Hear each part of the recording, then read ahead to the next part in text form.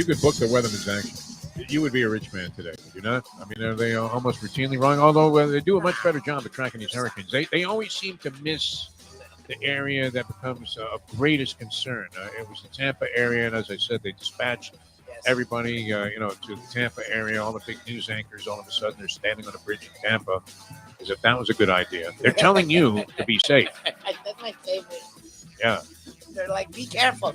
And they're like in the beach, in the air. Stupid ass umbrella. An umbrella, yeah. Obviously, you're nowhere near any danger, or you wouldn't be standing there, lady. There's the one guy holding the thing off camera. What is the point of that, right? I mean, would she not be just as effective from the studio? Why do they have to have the person standing there as if they were Charles Bronson in Death Wish? Exactly. My other favorite thing is, and they only do this in South Florida. The rest of the country, they expect to be safe. When they're like, and it's always the Elbow Room. We're here at the Elbow Room. It's packed still. Like they're partying. It's like, the bar I was at last night. They pride themselves on being overcrowded during hurricanes. Is that good? Like, why is that good? Why are we proud here that we're stupid assholes? There's always the one guy that's literally takes a surfboard and goes right off the pier there. He goes to the end of the pier. The thing's wobbling, and all of a sudden, this guy just jumps in and tries to ride a wave in from the edge of the pier. Always that one guy. And a lot of times there's no interview on the shore when he gets in. Oh, no. The time. Wake up with Defo, joined by Lubie. Welcome to the Defo Show.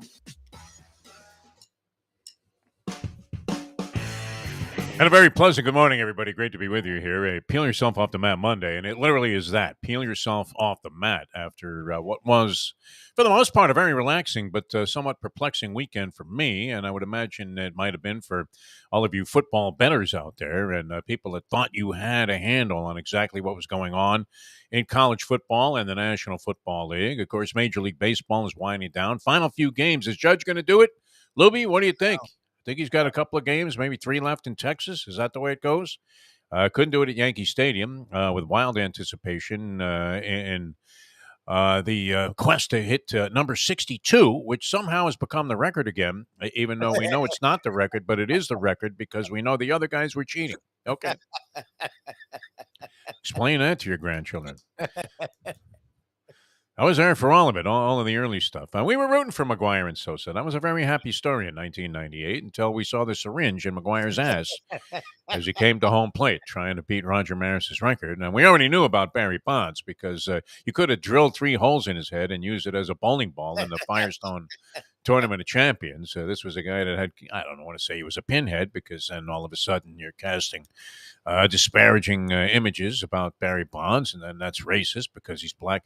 I don't want to get into any trouble today because it was already a little bit of a perplexing weekend in the sense that my phone was stolen. I believe it was stolen. I don't believe that I lost it. I believe it was stolen. I'm getting a little Trumpian, am I not? Yeah. They stole the election, and they stole my cell phone. All right, so here's the story, Lubie, because Lubie's been wondering, how the hell am I going to get a hold of this guy? What if he doesn't show up for the show on Monday, which somehow I just barely switched this stuff on by 7 o'clock there. I mean, I was shaving it very close, even though I was ready to go because I got up very early to do all of my massive preparations for the show, which includes shaving and showering. So as long as you look good, does it really matter what you have to say in this world today? As long as you look good, Lubie. Because everybody's babbling and spewing all kinds of stuff about virtually everything. And do you really listen to any of these debate shows to hear what they're saying or the pregame shows? I mean, can anybody cite me one thing that like Teddy Bruschi said yesterday on a 3-hour preliminary to the NFL action? Did he say anything? Rex Ryan, got great teeth, kind of an interesting character. I would find him to be somewhat of a compelling speaker because of all the swear words and the attitude is kind of, the bluster is good. I like Rex. I happen to be a Rex Ryan fan. A lot of people aren't because they think, he didn't really produce commensurate with the braggadocio style that he had. Overall, although he did get the Jets, the lowly Jets, to a couple of AFC title games with Mark Sanchez as quarterback. That's quite an accomplishment if you really think about it. Yes. Think about it. That's great. With Mike Tannenbaum as his GM on top of that, right? He could have gone Parcells on Tannenbaum and said, hey, I mean, if you want me to cook the meal, let me pick the groceries. But no, he had Mike Tannenbaum doing his business for him and still was able to get to a couple of AFC title games. So not without talent. Rex Ryan as a head coach. And he was one of those guys I kind of liked in the sense that I like a head coach that at least believes and has the that from a verbal standpoint tries to make his team and his people believe that they're going to be good. Now you look really stupid if you go what would it be 5-12.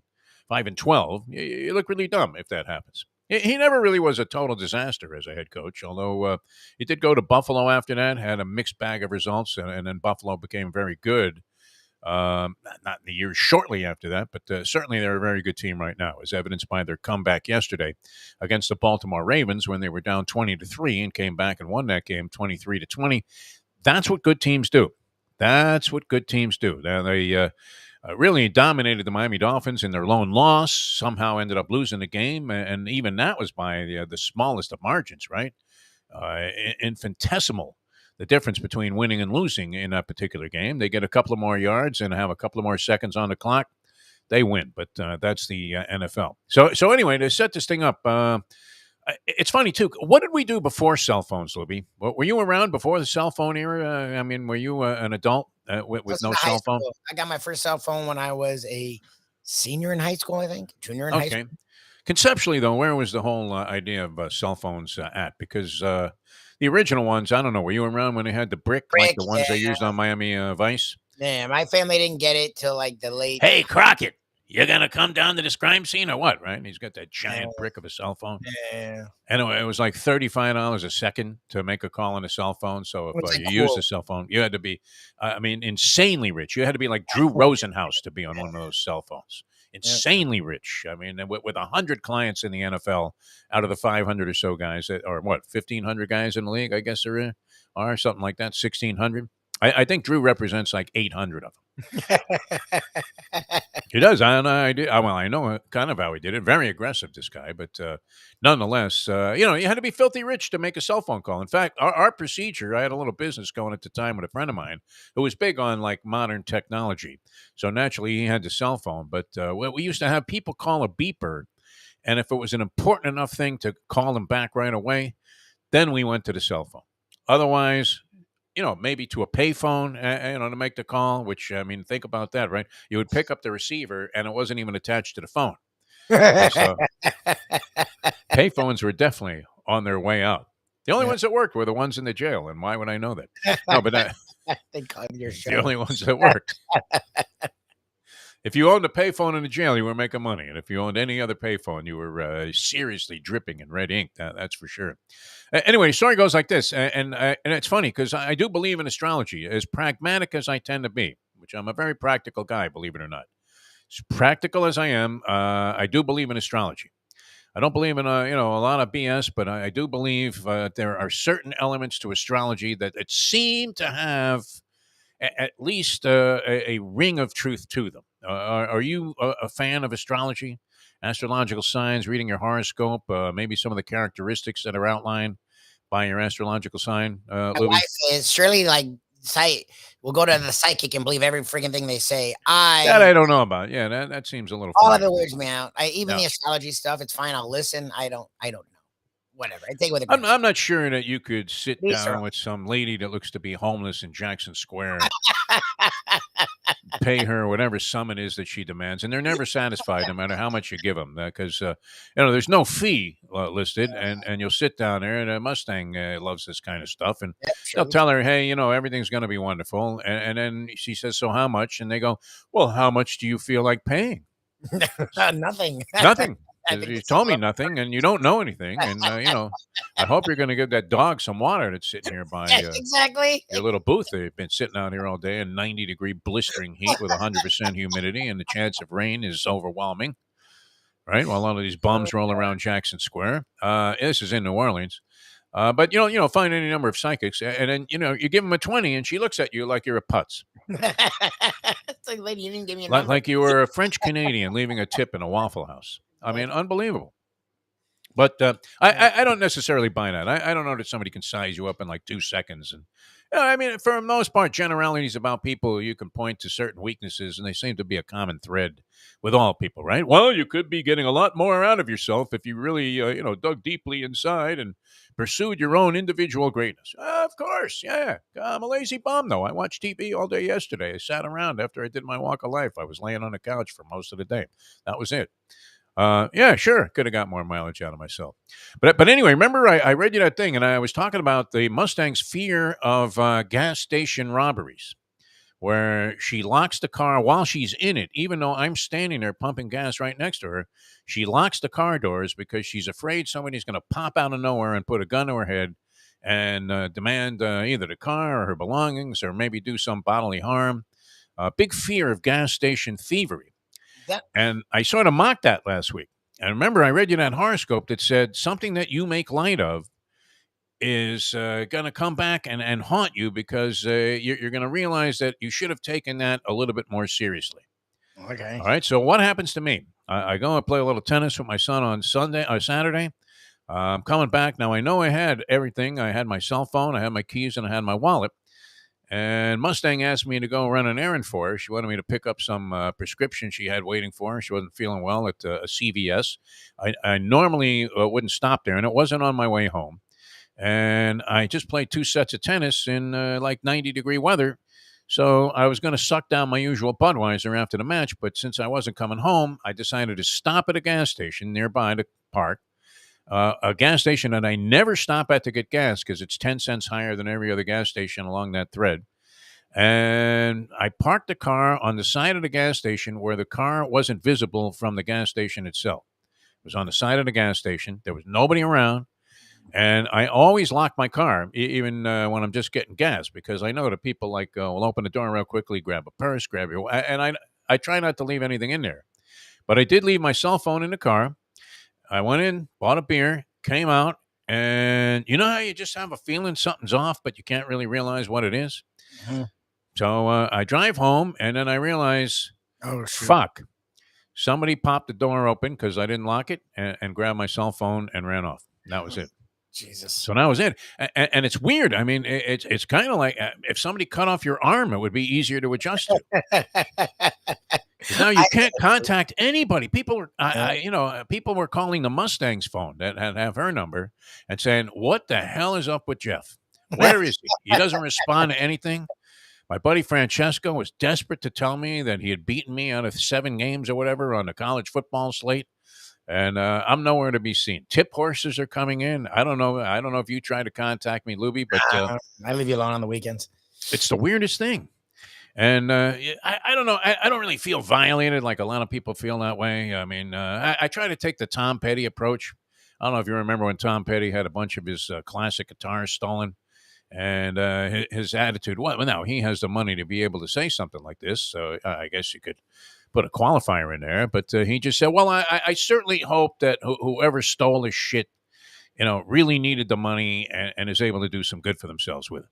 Yep. A very noble approach. I don't know that I feel that way about the little bastard that took my phone, but because it kind of left me in a very weird predicament, and that you can't contact anybody. Well, most people have everything backed up. I don't think you have anything backed up because you're you. So you really don't have a lot of phone numbers as it is. So no, I believe I can find my my list of numbers somewhere. Oh, and it turned out I did have another phone, which I could have activated, except you can't do it on Sunday for some reason. And because I had an old phone that I didn't like that the Mustang actually kept, which I should be able to activate today. So no great loss. I do have the insurance. It would have cost me like $300. So since I didn't go to the track, I justified it that way. That I probably would have gone to the track that day, lost $300, and so instead I didn't get the enjoyment of losing the money on my own, and some schmenk ran off of my cell phone and left me to deal with all of the consequences of that. But other than that, great weekend because there were some wins and there were some significant losses over the weekend. I thought Georgia was going to get beaten, didn't you? Oh my God, they should have by been. Missouri. Did you watch that game? Yeah, they were down by double digits the whole game. That was crazy. I thought they were going down, and it's always it seems to be the way where it's maybe more so in college football than it is in the pros, where a big underdog has a lead and it looks to be insurmountable, but unfortunately, the heavyweights always find a way out of it. Like Alabama finds its way out of any kind of deficit, like they did against Texas, right? They pull off a miracle somehow. And now the voters and the people that decide who goes to championship games and things like that, they tend to forget about the close scares that happen early in the season. Like if Clemson somehow runs the table, I guess they would be deserving, because most people feel that the championship teams that are contending in the college football playoff might even all have one loss. Is that feasible, Lubie, that nobody will go undefeated this year in college football? Is that possible? I mean, Georgia struggling the last 2 weeks against Kent State and Missouri sort of changed everything for me. Yes. They were dropped to number 2, I believe. I think they're going to drop to number 2. And Alabama is showing, look, Bryce Young got rocked, so they haven't been invincible. Yeah, I mean, none of the teams are scary right now. Oklahoma just got pummeled. Got walloped. Yeah, they got walloped. There were a lot of losses in the top 25. I want to say, what? 5 or 6 top 25 teams all got handled by teams, and a lot of them in situations that you would have never anticipated. So, that was very unusual. I mean, Florida State too had a good game against Wake Forest. They were getting killed, clobbered early in the ball game. They mounted a very significant comeback, and then unfortunately, Wake Forest got another score, and they fell short by 10 points. So that whole Cinderella story now takes on another dimension. Now, Wake Forest maybe isn't as bad as people thought. I don't know if they thought they were going to be bad, but had very, very good effort. They almost beat Clemson the week before, lost in overtime. And Clemson looked pretty good against NC State, hung in there. NC State was tough for a while, but Clemson eventually pulled away, and the ukulele kid, redeemed himself after last year, I guess. It was sort of a disappointment, this ukulele guy. And then this year so far, he's cleaned up, as the coaches like to say, the worst cliche now in football. We got a few things to clean up. He did clean up a few things, including his penchant for throwing picks, which, as we like to say, he was passing out like bar mitzvah invitations in the past last season. But all of a sudden this year, his ratio of touchdown passes and his overall effectiveness compared to the number of negative plays that he makes is a night and day. I mean, just a quantum leap forward in that direction for the Clemson quarterback. So I don't know. I mean, what did you take away, Lubie, from the college football slate? I know you were probably disappointed Florida State was getting hammered like that. But they did come back. I thought they made a pretty good effort. And, look, they're not quite there yet, you would have to say. Yeah. That's what was established in that ball game. I think they have some tough sledding ahead, do they not? They do. They play Florida State. I mean, it's very possible that they could lose a couple in a row. They could lose 3 in a row. They play NC State on the road next week, Saturday night. And then they play Clemson at home a week after that. So it's going to be interesting. Wake Forest is supposed to be the easiest of the games. The one thing I'll say is the Wake Forest by far is the best offense of the 3 teams, and their defense without their best defensive tackle held them to their lowest scoring output all year. So I guess that's something you take from it. They were missing their left tackle, and that showed that they literally had a chance to go down and tie the game. And the guy filling in a left tackle had a false start and a holding on back-to-back plays. So that's when they were marching down the field. So yeah, I think we got a little ahead of ourselves, and when people were getting I wanted 8 wins this year, and I think they're still tracking toward that. So we'll see. I mean, it would have been cool to take a jump. I don't think they're going to do that. If they can split these next 2 and get to 5-2, there's no way I would have thought with that 7-game stretch that they had to start the year, they would have been 5-2. So we'll see. Norvell has some of the play calling was weird again, and when he gets in the red zone, he switches things up, which I don't understand, and he did some stuff again where he didn't take points, like John Harbaugh last night, which I'll never understand. Like, if you have a chance to take points, sometimes you just got to do it. Especially when you eventually lose by 3. Yeah, well, they proved me right. No, they didn't score a touchdown, John. Like, they didn't prove you right. So I don't know. Look, I think they're on the right track. I think they're improving. I think there's hope and all that. And the fact that they fought back from 21 down was interesting, especially when they had a lot against them and it was a tough week with the Storms and all that crap. So we'll see. I think they're in the right track. College football is weird. There's no one great, which is hard for me to like. Ohio State's killing people, but they have yet to play the really good teams in the Big Ten. Michigan's been on Cupcake City right from the start of the season. It's just weird. And has another easy game coming up before they actually face somebody. So Yeah, still pretty much wide open. I mean, a couple of things have been established, and we'll see what happens when Miami gets back on the playing field. But and not impressed with what the University of Miami has done, as is the case with a lot of people.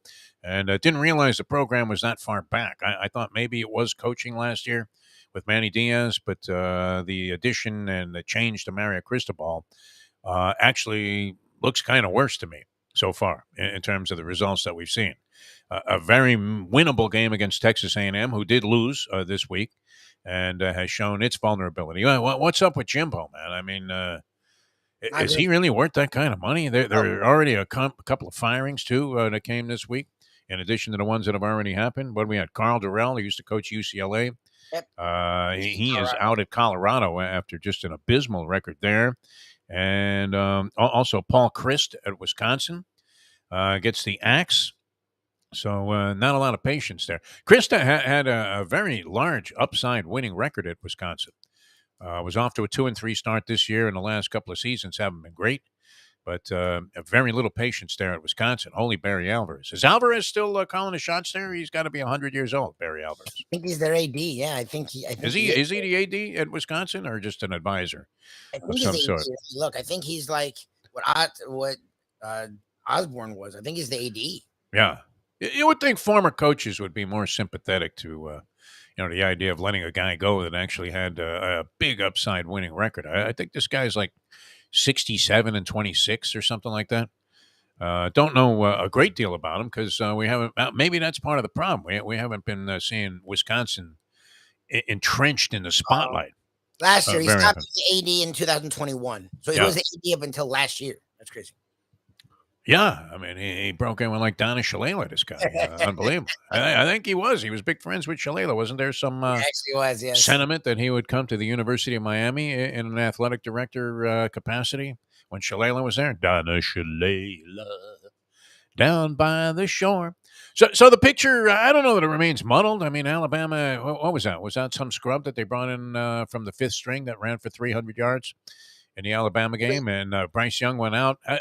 What a dick Nick Saban is, too. Did I say that before on the show? I want to say that now.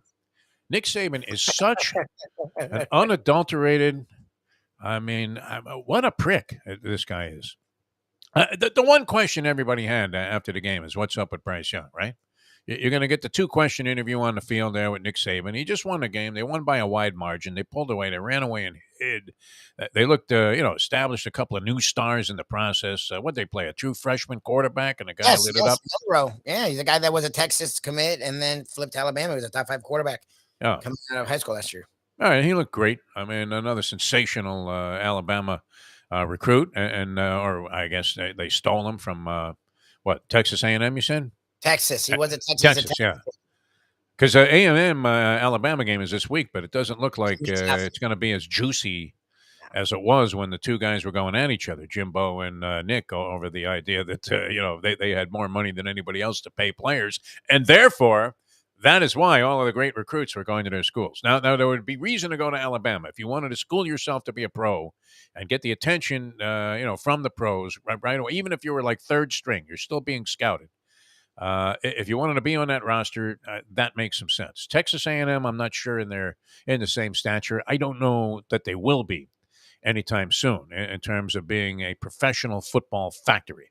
What do you mean? If you go to Texas A&M, you're guaranteed to go in the pros in the draft. Feinbaum, and he just got another extension, Jimbo. Feinbaum literally said over the weekend that top boosters are already meeting, and if it keeps going like this, they don't care what his buyout is, they'll pay it and get rid of him.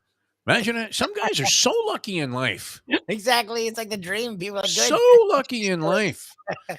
My dream, I told you many times, Lubie, was to sign a 5-year contract that was guaranteed all the way through at some radio station and get fired the first day. A lot of people are like, some new group came in. They didn't realize they had to pay you the full amount of your contract. They fired everybody. They flipped the station to Spanish, right-wing talk, which I guess happened on one of the sports stations here. It's happening now. 790, one of the many stops I've had on the radio dial here in South Florida. I think I was there for almost 3 years, and in the very beginning, and it was kind of a nice thing. They had the spirit going of we want to challenge the heavyweight which was WQAM at the time, and we're going to start this whole thing. We're going to do better programming. We're going to do things better. Going to treat people right, treat clients better. All of that was, a wonderful philosophy until they started treating people like shit, like every other radio station. Which is, it's always funny. This is the business we have chosen. I always do that. Time and Roth, man, all the way. Anyway, yeah, I mean, and they did. They went down, right? I mean, but they were going in that direction for a while. That $7.90 the ticket was going in that direction for a while. 18 years they were in existence, and it was kind of improbable they would make it out of the chute to begin with, because not an easy thing to challenge the conventional stuff that goes on in that business, but they did it. They did it successfully. Got bought out a couple of times, and unfortunately, the last people that bought them out decided they were getting out of the sports business, and that was it. The pro slate was great. I started at 9:30 yesterday morning. Usually that game in London is a dud. It was pretty entertaining. I didn't watch all of it. I'm not a big fan of watching Minnesota Viking football. The New Orleans Saints, you could not have been more compromised as a 3-point underdog than the New Orleans Saints were in that game. No Jameis, so they're starting Andy Dalton, who he's competent, but not exactly the most exciting guy. I mean, do you sit there and go, wow, I can't wait to see Andy Dalton play tomorrow? Especially not now. He was already average. Now he's averaging old. Redheaded syndrome, yeah. They're not going to necessarily do anything that's so overwhelmingly exciting that you're thinking this is going to be the epitome of entertainment here. Never mind, going to the movies or, going out to see some sensational concert. I want to watch Andy Dalton play football. And they're in London, so I don't know. I mean, usually that game is like we said, like the Hula Bowl, where one team shows up and the other team is, absolutely disheveled and comes out there and just lays a giant egg right from the very beginning. Very entertaining game, though, all the way through. It came down to a final play, and Brett Tessler, who's going to join us here in just a few minutes, his client made 5 field goals in that game, and ultimately made the game-winning kick at the very end as Minnesota beat the New Orleans Saints. So that was a good start to the day. The marquee game, I guess, it sort of lived up to expectations. Yeah, Tampa Bay and the Kansas City Chiefs, a lot of fun. Mahomes really had it going on. Yep. And Brady scored 31 points. He had an unbelievable record when his team scored 31 or more points. I think it was something like 125-5. And this time, though, the Tampa defense, which had been sensational, absolutely torched by Andy Reid, toyed with them in the game yesterday, as Mahomes had himself a field day, made circus play also, which was great, with a 360 spin move. I mean, he looked like Earl of Pearl Monroe, and then lobbed the ball in for a dunk by Willis Reed. And he did that thing where, the guy's underwear are, at the mid-court stripe, and he still got the ball. The 360 spin, one of my favorites, moves in sports. But yeah, Kansas City looked really good after getting beaten last week by Indianapolis, who went right back into the trash heap. So, anything in the National Football League, Jerry Glanville hit it right on the head, is not for long. Good teams, they even the Raiders, right? You had to figure the Raiders, there's no way they start the season 0-4. And they managed to win easily over the Denver Broncos, who is that the biggest phony team in the NFL this year? Yeah, and the Chargers, too. I mean, AFC West, what happened? Herbert had a nice day, and they ended up beating the Texans, but the Texans aren't good, and they were in a dogfight that entire. No. I mean, on paper, the AFC West looked like that's scary. An incomparable division. Now it looks. What do you mean? Now the AFC East looks improved. The Patriots, on their third-string quarterback, almost won that game. Yeah, against the Packers. On a guy in Green Bay at Lambeau. The Jets gutted out a game where Wilson was Jets, Wilson, I guess, gave him a spark yesterday. You would have to say that. Yeah, he played good in over Joe Flacco. And the Steelers. Who you can't blame Flacco for not being great at this stage of his career. I mean, he's almost 50. Yeah, so, unless you're in Tom Brady shape, forget about it. The AFC East is way better than it. Look, the Dolphins are legit. I think the Dolphins are top 6 in the NFL right now. I'd have them, and I have the Bills top 2. I mean, the Bills are really freaking good, and the Patriots. Dynamite comeback by the Bills in that game against the Ravens. Yeah, I didn't see the situation. I didn't watch all of that game, but I didn't see the situation on Harbaugh. When he opted to go for a fourth down instead of a surefire field goal and then loses by 3. On first down, they were at the 10, and they got an 8 or 7-yard completion. So now it's 2nd and goal from like the 2. So okay, they're going to score. Well, they ran it twice, got stopped twice, so now it's 4th and goal from the 2. Tie game. like 2.5, 3 minutes left. Kick the field goal. You go up. The weather sucked. The Bills weren't pouring it on. They'd only had 2 touchdowns at that point. And the Ravens' defense wasn't great, but it was decent enough. No, he goes for it on 4th and 2. Out of the shotgun, Lamar Jackson gets rushed, goes back 10 yards. He's not freaking Peyton Manning. So he throws it to nobody. It gets picked off. I mean, but it wouldn't have mattered anyways. Yeah. And then the Bills go right down the field.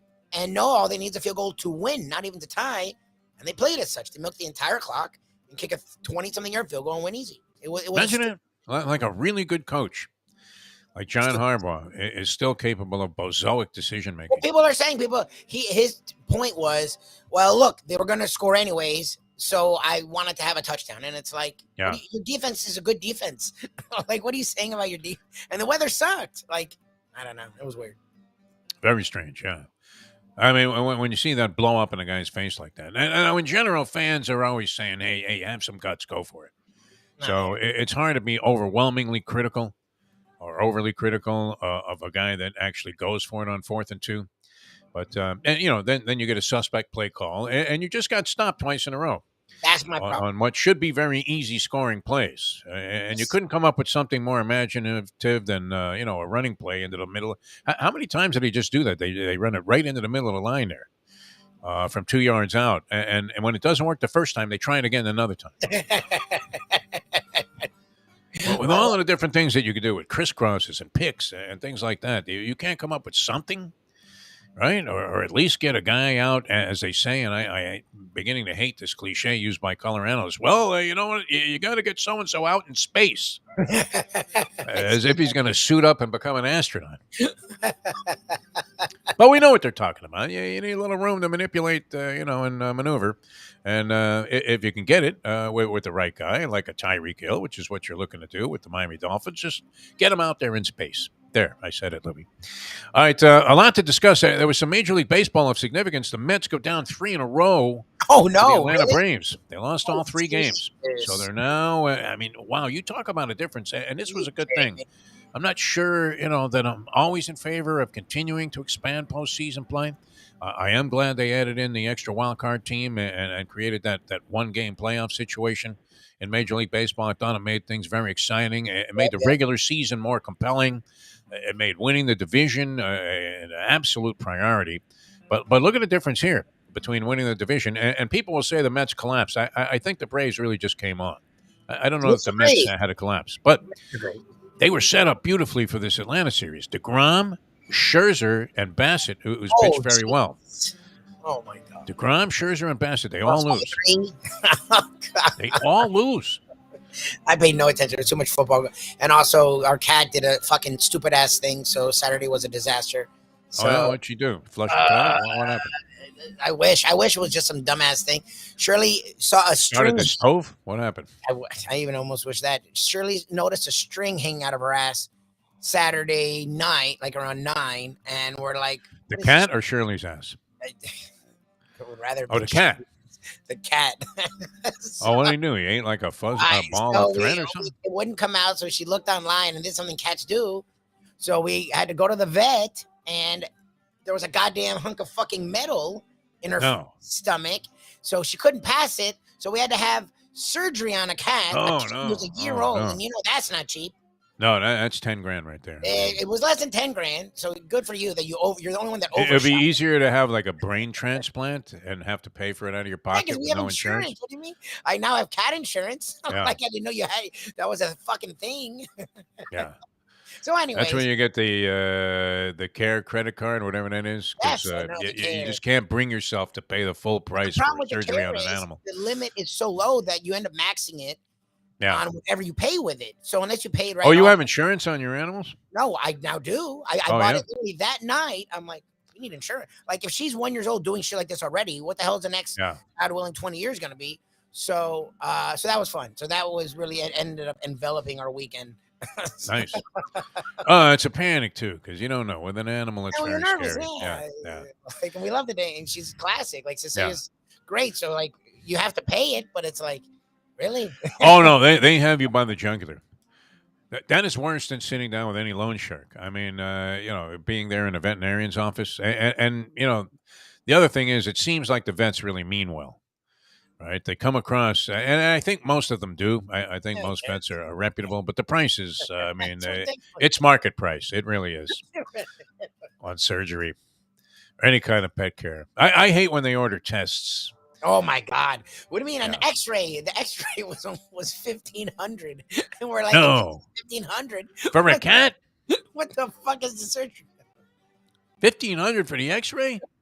It's like, thank God your wife is making a lot of money, Lubie. Jesus, believe me. There goes that trip to buying Morocco. houses. That's the problem. Is we're in the middle of buying we're buying a house, so you can make all the money in the world. You can't really mess with credit. Like that's one thing you can't really do. Is you don't any weird things. You know, you're about to close on a house. You lost it. So like anything, can screw a thing up. So we're like, are you kidding me, Cecilia? Like right now? No, you go out to dinner and the tab's $200, and it throws off. Guy at the bank is like, "What is this $200?" You're like, "What 200?" Oh, you mean the dinner we had last night? You want to scrutinize that, you asshole? They're not like that right now because nobody's calling for mortgages. Exactly. The rates are like 100%. I mean, the juice on mortgages right now very prohibitive. All right, let's make room for Brett Tessler here. We're going to come back with Brett Tessler, the agent to the stars, who had a big day yesterday.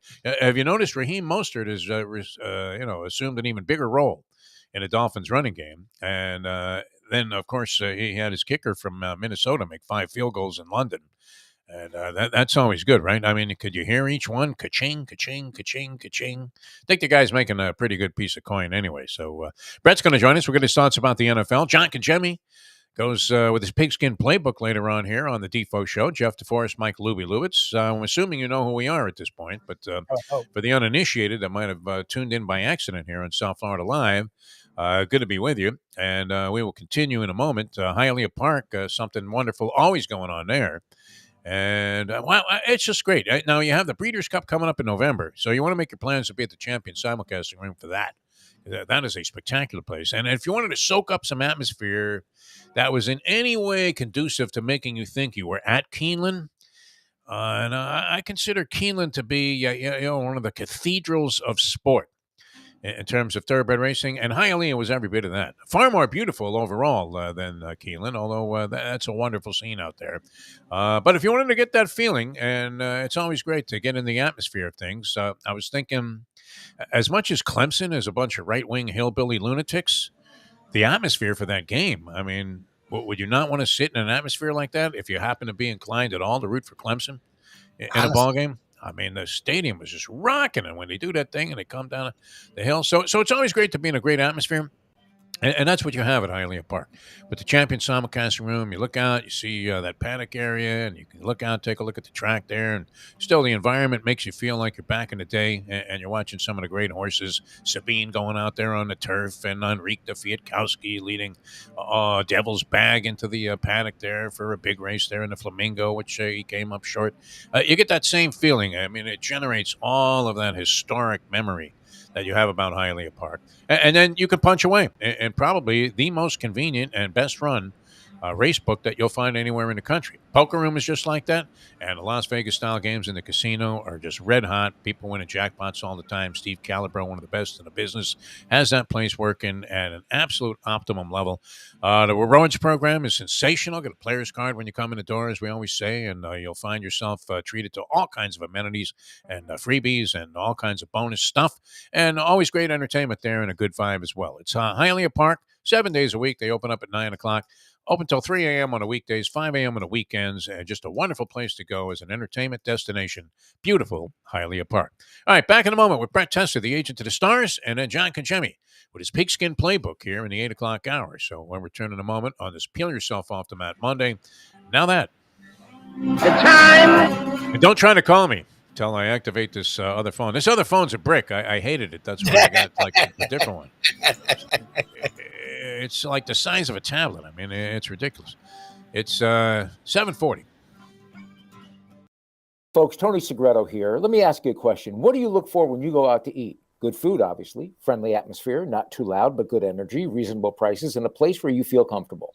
All those ingredients, no pun meant there, are hard to find unless you're talking about the Texas Roadhouse. You see, they encompass all of those attributes. Really, really good food, amazing atmosphere, good for a family, good for a date, or just a night out for yourself, and prices that will make you extremely happy. Their ribs unmatched, steaks hand cut every day.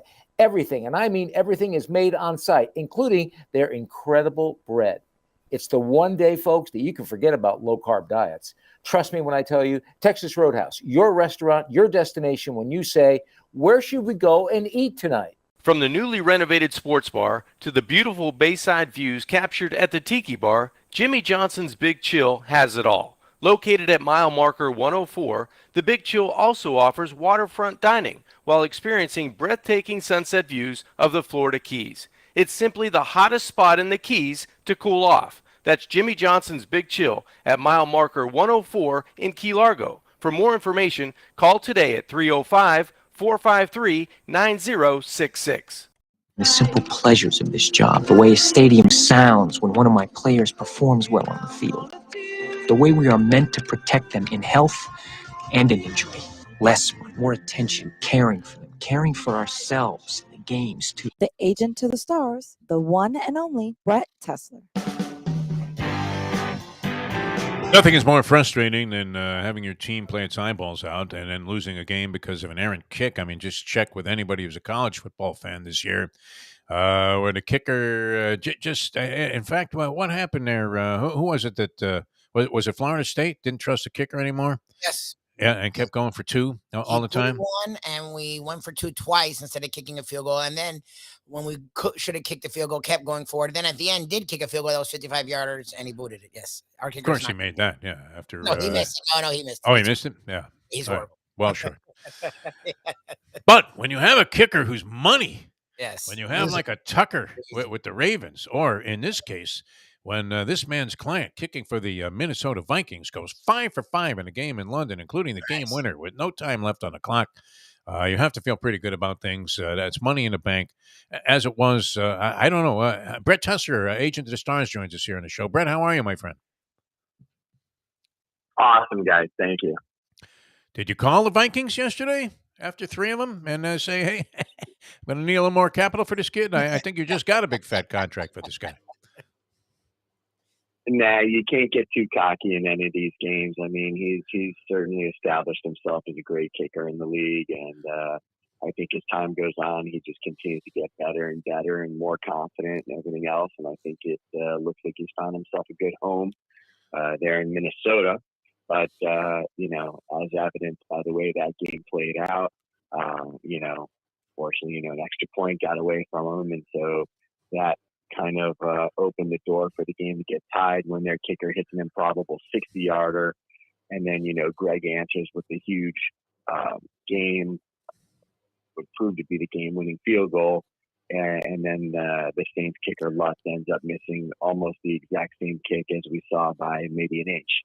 And so, that's how wild some of these games are. And when it comes to kicking, it can either be one of the most elementary, automatic things that happens on a football field, or if things are going the other way, if there's a problem with the unit, either with the snapper or a holder or the kicker or a combination of the above, as you mentioned, as an example in some of those college situations, it becomes, just an extra point becomes like trying to pull a rabbit out of a hat. And so you'll see teams just abandon the kicking game altogether.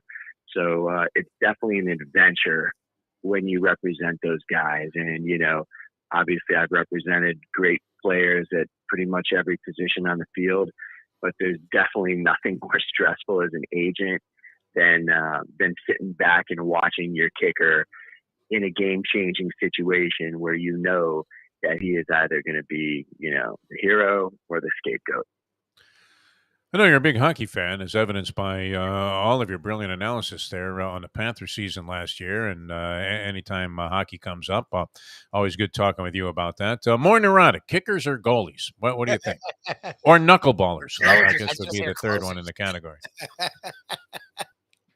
I think you could be more specific and say Panthers goalies, because over the last few years, one thing that really jaded me as a newer hockey fan when we first got our season tickets 6, maybe 7 years ago, whatever it was, is it's very similar to when I was a kid and my parents would take me to Dolphins games. And, you would think that every year, every team wins 11, 12 games, that every game, every quarterback throws for 300 yards. And then, you stick around long enough, you realize that's not the case. And you find out how good you had it. Well, it's the same thing when we got our season tickets with even an aging Roberto Luongo in goal. I thought it wasn't unusual to get a shutout a week or something like that. And then obviously you see what the Panthers have done since then in trying to replace him. Whether it's, overpaying a top flight backup, a 1B type goalie and a guy like Reimer, which was just a complete and utter disaster.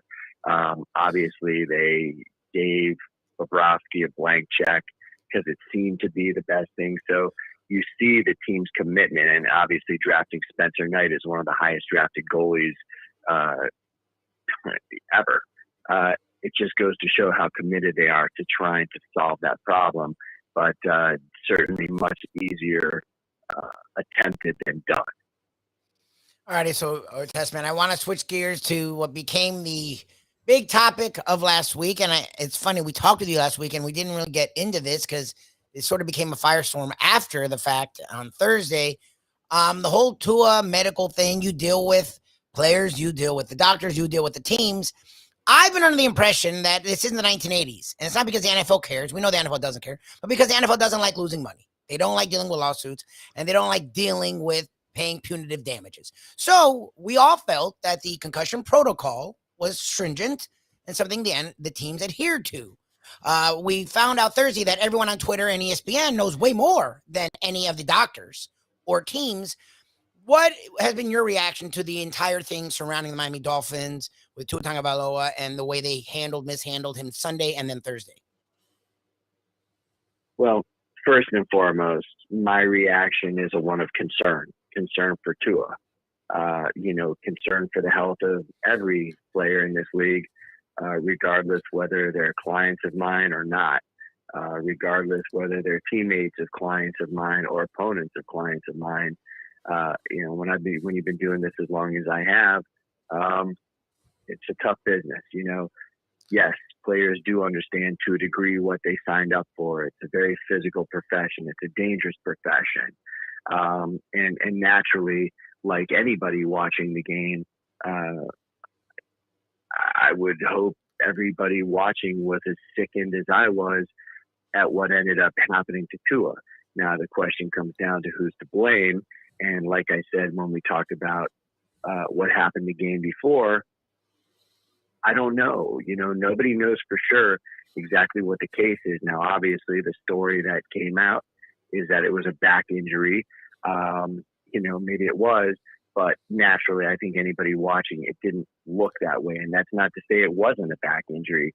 Just optically, it appeared like a response that you've seen throughout the years with different guys who've gotten their bell rung.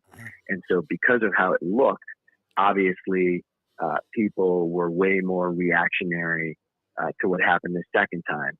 And maybe it's a possibility that the two were not related whatsoever, or maybe they were totally related. I don't know. And really the only people that know are Tua.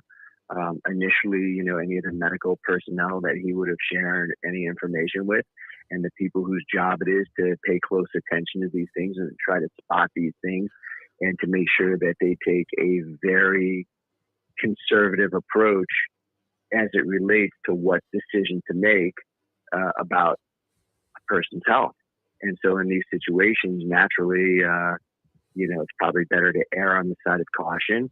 And, in time, I think the facts will come out and maybe it ends up proving that the Dolphins did nothing wrong, or maybe, hopefully not, it gets proven the other way, because that would certainly be a bad look for the league and for the organization. So, time's going to tell. All I know is it's very, very upsetting to see what we saw in Thursday night's game, to see somebody having that type of neurological reaction. Very scary stuff for sure. as much as to some fans, these guys are just, a number or, a jersey or whatever. People need to remember, somebody watching that, as bad as you think it was, maybe as a fan watching it, or, as tough as it was for me as an agent watching it, for somebody who obviously is not one of my clients, you still have to remember this guy's got a mom and dad watching this. This guy's got a best friend watching this. Some of these guys have kids watching this, a wife watching this. And so you can only imagine what it would have been like to be in the position of those people having to watch the sights that we're seeing, when watching that game on TV and seeing that close up of Tua on the ground with his fingers clenched up and having to be removed on a board. If you think it was hard for you as just a random fan to watch, imagine what it would have been like to be a teammate of this guy, to be a friend of this guy, or to be, family and somebody who really knows and loves this guy. So the images were obviously very hard to watch. And hopefully in time, first and foremost, hopefully his long-term health is unaffected. And then, of much less importance, hopefully he can continue his career, which was certainly taking a turn in the right direction. And then secondly, you hope it's proven that nothing was done wrong and that, it's just all one big, confusing, unfortunate circumstance. Well, and the unseen part of it also. I mean, that was very evident what was going on with Tua. And as you said, I mean, we don't know. I mean, maybe the diagnosis was correct, although who was the doctor, Brett Tessler, agent to the Stars, that was like the official physician of the NFL, and he made James Woods like in Any Given Sunday look like Christian Barnard when it came to medical capabilities, honesty. But and he was in total denial that anything, any head trauma, what was going on in the history of the NFL. And then you'll see something like Junior Seau, the unseen thing, where that had to be. I mean, ultimately it was catastrophic, but, for the family to see the deterioration of this guy when nobody knew there was really anything wrong with him to begin with, even though he had incurred concussions during his career. I know this during the evolution of all of this safety protocol type of stuff that happened in the NFL. The original reaction was, oh, my God, why don't they just put a skirt on the quarterback? You can't even touch this guy. But one thing, I mean, that was problematical for me was that no flags were thrown on these plays. That was a rough tackle. And how is that possible? And does that not, I mean, is that not self-defeating? You can have all the protocol you want, once the guy is injured and try and take precautions and bring him into the tent, and take him out of the game, or, guys spotting from, a drone somewhere to see if somebody looks like they're a little bit woozy that you wouldn't have necessarily noticed. But with all of that going on, isn't some of this on the officials, to enforce rules to discourage people from doing exactly what happened, 2 games in a row where somebody kind of picked up to, well, the first one was a shove, but I mean, these ragdoll tackles that went unpenalized and not even, no flag throwing, nothing. Is that not detrimental overall to all of the different safety protocols that, the NFL has at least seemingly attempted to put in place? Well, there's a lot to unpack here.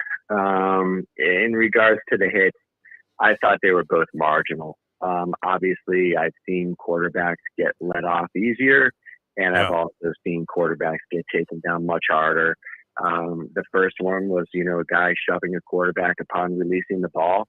If that guy played for Al Davis 40 years ago, he'd probably get benched for going so easy on him. All I kept thinking when I watched both of these plays, I hear Al Davis's voice in my head saying the opposing team's quarterback must go down, and he must go down hard. I mean, this was a soundbite that we heard every 5 minutes when watching ESPN, when they would be, the Raiders video for the NFL's hardest hit. Yeah. And so this was the game. This was the way the game was marketed back in the day. And so, these hits throughout the history of football are really nothing worth mention. And frankly, the second hit, although it looked like the guy put Tua down harder, it looked like Tua's head may have actually hit the ground harder in the first one. And so what happens is, if that was a concussion, one of the known symptoms of concussions is, the more you get, the easier they are to get. And so, it gets to a point where, you'd see guys like Steve Young 25 ago, and it looks like anyone barely touches them, and boom, it happens again. And this is when it gets really scary, and this is when you start thinking long-term health and all this stuff. So to answer the first part of your question, I don't believe that anybody involved in this is just purely evil. I certainly don't believe anybody involved in this stuff. You mentioned James Woods' character from the movie On Any Given Sunday. As cartoonish as that character appears today, it probably was not that far from realistic 35, 40 some years ago. And so, back then, guys were just taking shots left and right. They had no idea what they were putting in their bodies. They were getting sent back into games after not one, but two, who knows, maybe three concussions. And back then, the league just wasn't as popular as it is today, where, people are watching. There wasn't the TV access to see these replays being played over and over and over and over on a 24-hour loop. So, naturally things are way more exposed today than they would have been back in the day. And, the NFL has become a very professional organization in terms of how business is conducted, in terms of how medical issues are dealt with and things of that nature. So I certainly would hope and pray that nobody knowingly would have, put somebody back in the line of danger. But, it could have been a mistake. But, when you're talking about matters like this, a mistake can be catastrophic. And so I just read that the NFLPA unilaterally ended up releasing that independent doctor. And his name has not been out there, so I'm not sure who is responsible for that game.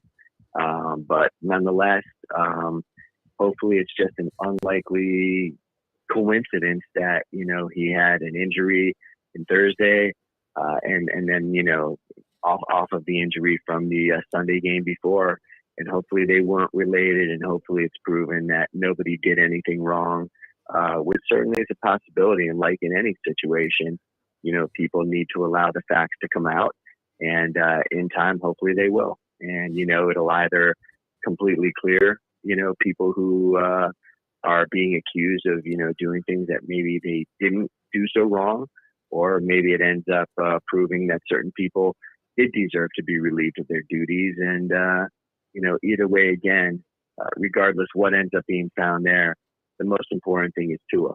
And so hopefully he ends up being okay, and hopefully, he can, resume his career when he's ready to, and, have a very happy, successful career and then life after. It's funny, too, because we often talk about this. Brett Tessler, the agent of the stars, with us here on the Defo Show. But, how ridiculous it is that people try to pick each individual game on the schedule before the season starts and say, that's a win, that's a loss, because certainly the circumstances have changed dramatically if you're looking at the first few weeks of the season with regard to the Dolphins' next matchup, which they may be playing without Tua, although Teddy Bridgewater at least seems to be a competent guy, and maybe with 10 days to work on it, has an even better chance of beating the New York Jets, who would have looked like patsies on the schedule, but now find themselves at 2-2 and got their quarterback back after not having him for the first few games and 3 games, and he, brought them a very dramatic victory on the road against the Pittsburgh Steelers. So what looked like a gimme, all of a sudden, looms as much more of a toss-up.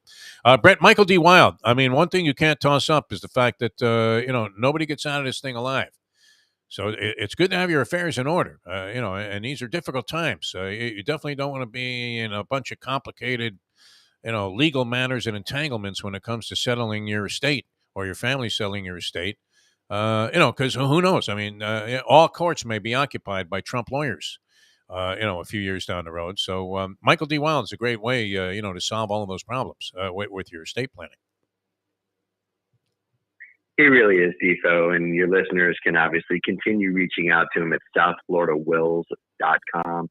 And, in this life, there's enough things that happen that are out of our control, where all we can do is to try to make the best of any situation. But one thing that's very much in somebody's control is what they do to protect their family while they can, to make sure that ultimately when something happens to you, because all of our numbers come up at some point, you just want to make sure that your family's in good hands, and that, you know, they don't have anything more to worry about, stress about, or anything else. And that's why get your estate plans taken care of now. Stop procrastinating. Reach out to Michael Wild, SouthFloridaWills.com. No inclination to pick up the phone and go, did you see my guy yesterday with the Vikings? I got a long flight back from London. It would have been a different story if this guy misses a couple of field goals. That's for sure. But anyway, congratulations, Brett, on all of that. And, obviously the success you're having around the league. And it's always a pleasure, my friend. And thanks so much for joining us here on the show. Appreciate it, guys. Have an awesome week. We'll talk soon. All right. Thanks a lot. Brett Tessler, agent to the stars. All right. It's time to open up the Pigskin Playbook. Is it not, Mike Lubie Lubitz? I'm excited about this because there were so many different things that took place, and we want to get into all of it. As wow. And we're going to get to see this man again this week. This is fantastic. Must be well rested today, too, because you didn't have to go out there. Wasn't it kind of a different football viewing day when your local team is not involved, a bye week, or in this case, playing either on a Thursday night as the Dolphins did or a Monday night, where, you don't have to devote your Sunday afternoon to watching your local team play football. I mean, did you find yourself in a little bit of a different MO yesterday, Louie? No? I watch football all day. I've watched football all day, 2 days. I kind of did too. So that was a bullshit there. I've been killing No BS coming up from this man. John Congemi going to join us here for the Pigskin Playbook, also known as Dateline Dolphins. That's coming up next year on the Defo Show. That's brought to you by Jimmy Johnson's Big Chill, mile marker 104, the Overseas Highway. Jimmy knocked it out of the park there as a guest on the Manning Cast. It was great Monday. Yeah. I didn't catch all of this. I saw a little clip of the spoof of the Manning Cast, Saturday Night Live, desperately trying to cling to what it was 48 years ago. I don't know. I haven't really watched that show in a long, long time. It really just doesn't do it for me anymore. That used to be one of those things like Monday Night Football where you got together with like 20, 30 people. Where are we watching it? Right? Yeah, and you get to somebody's house and have a big party. Everybody would bring something. Brought people together, but I don't think that's the case anymore. All right, John Congemi coming up in just a moment here on the Defo Show on a Peel Yourself Off the Mat Monday. Now that. The time. 8:03. The Ponies in Style at Champions, the outstanding simulcasting room at beautiful Hialeah Park. Yes, the grand old lady of thoroughbred racing has never been more vibrant, and you can wager on the races from the top tracks around the country while enjoying a cocktail at the Brass Rail Bar or any of the fine food served throughout the facility. If poker is your game, you're covered in style, and you can play all your favorite Vegas-style games, including blackjack, craps, and roulette, in Hialeah Park's sizzling hot casino. Get a player's card when you walk through the door for all kinds of generous amenities, including our favorite, free play, when you come out to the ultimate casino and entertainment destination, Hialeah Park. Hey folks, Tony Segreto here. Since day one, Catholic Health Services has been part of Old School. And since we've started letting people know about them, it's changed their lives. You see, Catholic Health Services, while being recognized as one of the top places for stroke rehab in the country, it's also about a group of people who not just excel in what they do, from the doctors to the nurses to the therapist, on and on and on. It's how they do what they do every single day that separates them from the pack. They do it with a passion, unmatched, and the inclusion of family in every step of the process. Trust me when I tell you this. If you want the best, unmatched rehab with a special group of skilled, caring people, there is truly only one place, and that one place is Catholic Health Services. These days, we're all looking for comfort anywhere we can find it. Thank goodness for Landlubbers Raw Bar and Grill in the Plantation location, because they are making sure you are as comfortable as possible. First of all, they're not only open for delivery and pickup. All you have to do is go to landlubbersbarandgrill.com for both pickup and free delivery. Their hours have changed a little bit. Monday through Thursday from 3:30 to 10, and Friday, Saturday, and Sunday from 11:30 to 10. You're going to have the best wings in the world. You're going to have a great burger. You're going to have their amazing soups. Again, Landlubbers Raw Bar and Grill. It's nice and easy. Just go to landlubbersbarandgrill.com for both your pickup and free delivery. Thank goodness for Landlubbers for making you always feel right at home. Coming back with more on this week's edition of Dateline Dolphins with John Congemi. Always a lot of fun having John on the show. Marino, did he ever honor one of those running play calls that Shula would send in? No, that was the one when he just waved at the sideline with disgusting. I got it. Yeah. You know there's going to be There's some no kind way of audible he's call. Yeah. No way. 86 to play. That was the call. The modern day odd couple, Defo and Lubie, are on now. It is, of course, the Defo Show. Welcome back to the show. Peel Yourself Off the Mat Monday, and it's a combination of many things as Peel Yourself Off the Mat Monday, including the Pigskin Playbook, which, are we settled with that, John Congemi? Are you okay with that? Can you be associated with something called the Pigskin Playbook? I have been called a lot worse. I'm kind of embracing that. I mean, pigskin, it's a natural thing there. It is. I like it. All right, you have to have alliteration. I like the dual title, though. Yeah. I like when you kind of throw in, Dateline Dolphins. Some Dateline Dolphins, cool. Yeah, for sure. What'd you do with yourself yesterday, John? I played golf. Yeah. Nice. What did I do? I did a little bit of everything. Actually, I worked yesterday morning. I had to go into Channel 4 because we still do the Dolphins weekly. Oh, even live. On a Sunday when they don't play? Yeah. Yeah, 27, I believe 26 or 27 Sundays in a row we go. So 27 Sundays in a row. So you're counting on them winning the Super Bowl, and then you'll be covering the parade? Is that the way that was scheduled? Well, I think that's the way the contracts are laid out. It doesn't necessarily track the team as far as they go. Yeah. But we go just about to the Super Bowl. Oh, very nice, man. Well, good, and it's more paydays for you, which is fantastic, and more airtime. So that's great. But it was a little unusual because we started yesterday. With a 9:30 a.m. Eastern time game, and it turned out not to be bad. Usually that game is dreadful. By the time you get to the middle of the second quarter, you're ready to blow your brains out and denounce the queen. You're just hoping she's been buried by now. Did they pop her up at halftime or anything? I didn't see that because I went out for a while and I didn't see all of that game. But it turned out to be a good one with New Orleans having nobody. I mean, they didn't have Michael Thomas. They didn't have Jameis, which I'm not sure, what kind of plus or minus that is, but you would think he's got more of a shot of having a big ball game than Andy Dalton does. And they were missing Kamara also. So you would have thought they would have gotten clobbered in that ball game. But turned out to be pretty competitive and a nice way to start the day. And then you had a couple of marquee games, including the Sunday night game with Kansas City and Tampa Bay. Now, what did you take away from that? Because Kansas City loses to Indianapolis, and everybody says, you see, it was all a bunch of bullshit. And then they look sensational offensively against a defense that was giving up like 10 points a game prior to that. It's funny how the NFL goes in cycles, and sometimes, you take that dip early, and then you level off, and you kind of climb and get better.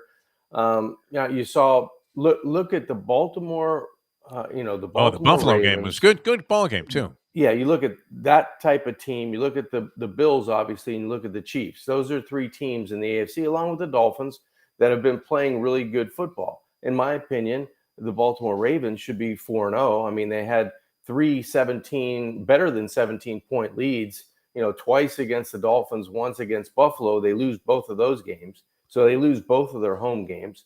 They win on the road. They're 2-2. The Bills kind of come down to South Florida, depleted on defense. They have nobody, and they go to the last play, and they're 3-1. Same thing with Kansas City. No way they're going to lose in Indianapolis.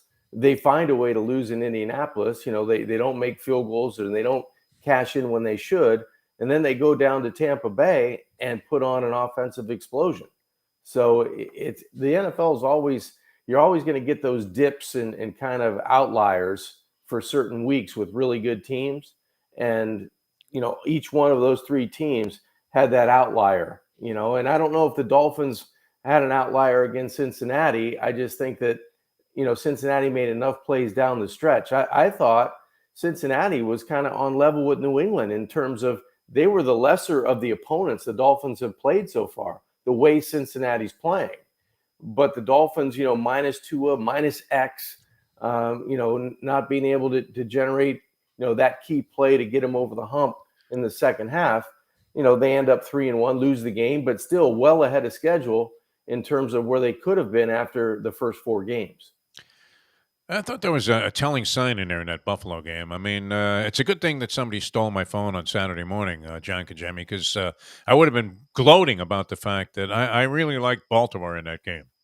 I thought, coming off of that Dolphin game, where it was clear that Buffalo won statistically, by miles, light years, and it's almost impossible to believe if you just saw the stats that they lost this game, or were even in a close game.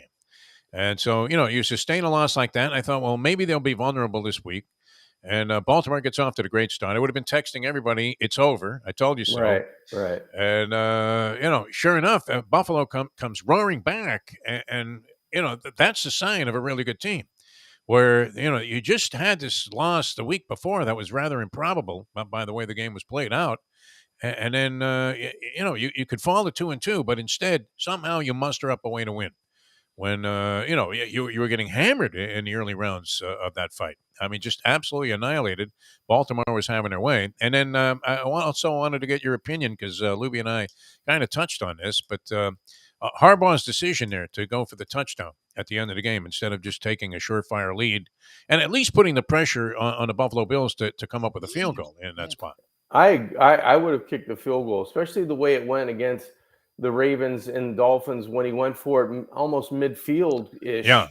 And all he has to do is punt the football. At least it makes Tua and the offense go and get, 2, 3, 4 first downs before they're in scoring range, and it takes 2.5 minutes off the clock. So the Dolphins have no chance at the end of the game, potentially to come back because of either timeouts wasted or time off the clock. I was listening to that game in the radio thinking about the Dolphin scenario, and I go, man, he's going to double down and do it again.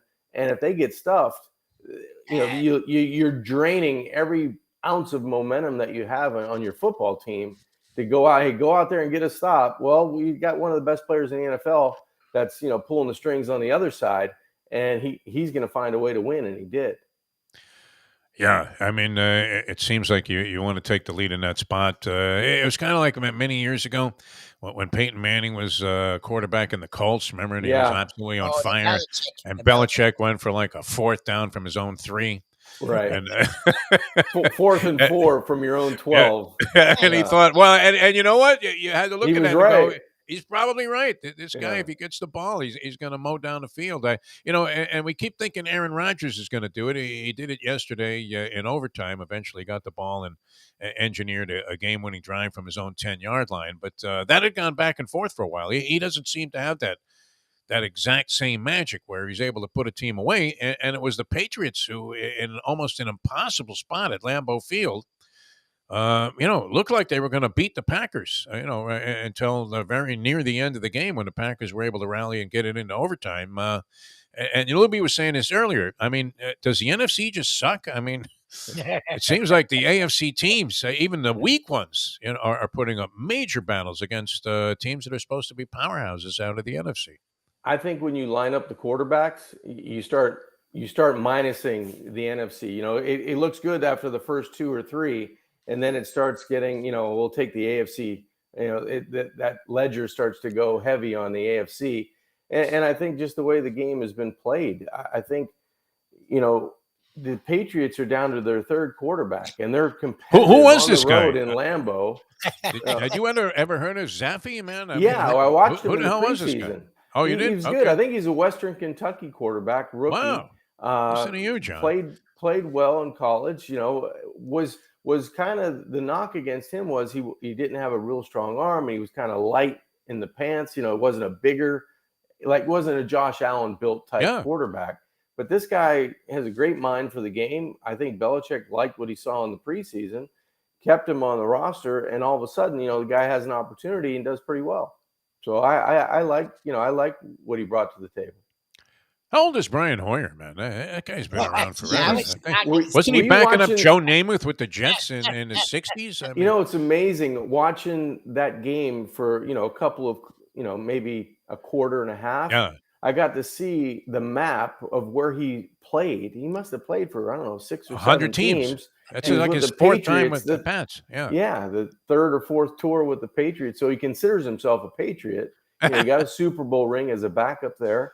Nice. So, it's been a long 9 lives for Hoyer.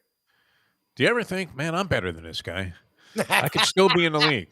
Well, John, Brian Hoyer. I might think it. I don't say it, but I might think it. I don't think he had a win as a starter since 2016. So Right. that's going back a long way. You know what? It's fortunate for some of those guys that, that are good enough to play in the NFL, get on a team or a situation where you have a guy that's, could be the best of all time, could be, a guy that's a perennial Pro Bowler or a Hall of Famer type quarterback, and you kind of just bump around from place to place. You play, 4, 5, 6 snaps a year. You play the whole preseason. You work for your money that way and your longevity in the league. And all of a sudden, you're a 10-year veteran, and you might have attempted 50 passes in your career if you're lucky. There are a few guys. I mean, even this Dan Orlovsky guy, who's not a big star on ESPN. Yeah. And didn't get caught up in this, desire to diversify, as they would say. But he played 12 years in the league. I didn't even know he played in the NFL. Did you? I mean, I remember he played at UConn, and I know he went. He's famous for stepping out of bounds in his own end zone. Dropping back and I think for a bozo play. That's somebody what he's did done it for. last week. Yeah. So it took him off the hook. I saw him tweeting that, I'm off the hook. This is great, So, But, there's a lot of guys like that are around the league that have become, had a great career for just backing up and become very wealthy doing it. Oh, what a nice gig, right? At like $4 or $5 million a year. That'd be great. Hoyer got annihilated. I mean, you talk about getting bulldozed, and of course that's a hot issue right now.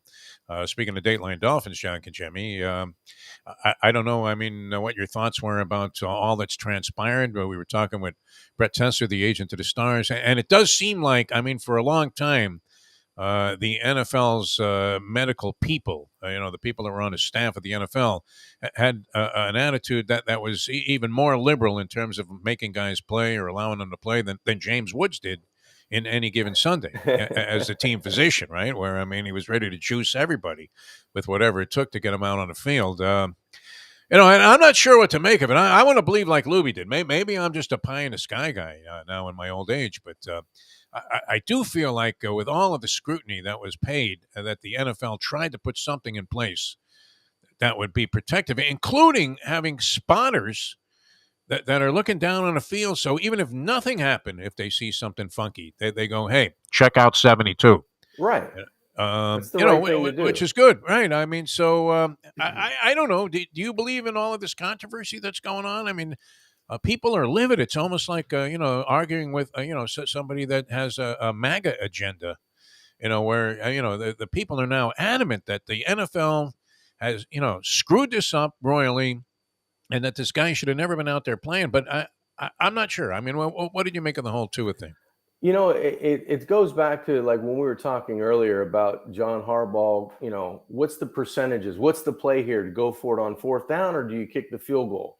Do you go with your gut, which is kind of old school, or do you go with the numbers, which is kind of the new school, right? You have a coach that tells you, no, the numbers say, let's go for it, because even if you miss, you're going to pin the team down on the 2-yard line and no harm, no foul, we'll get the ball back at the 50. Yeah. That's what the percentages say.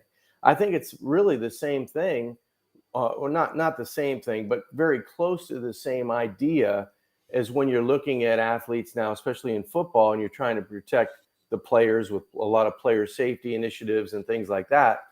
When you saw Tua take the push and get the whiplash against the Bills, yeah, it was an old school 15-round TKO, like, hey, stop the fight. Whoever it is, we're coming in, we're stopping the fight because this guy can't defend himself, right? He stumbles around. That was a sign of gross motor instability is what they're calling it in today's language. The guy lost it. He doesn't have his marbles, right? He's out of it. That would have been a natural instinct.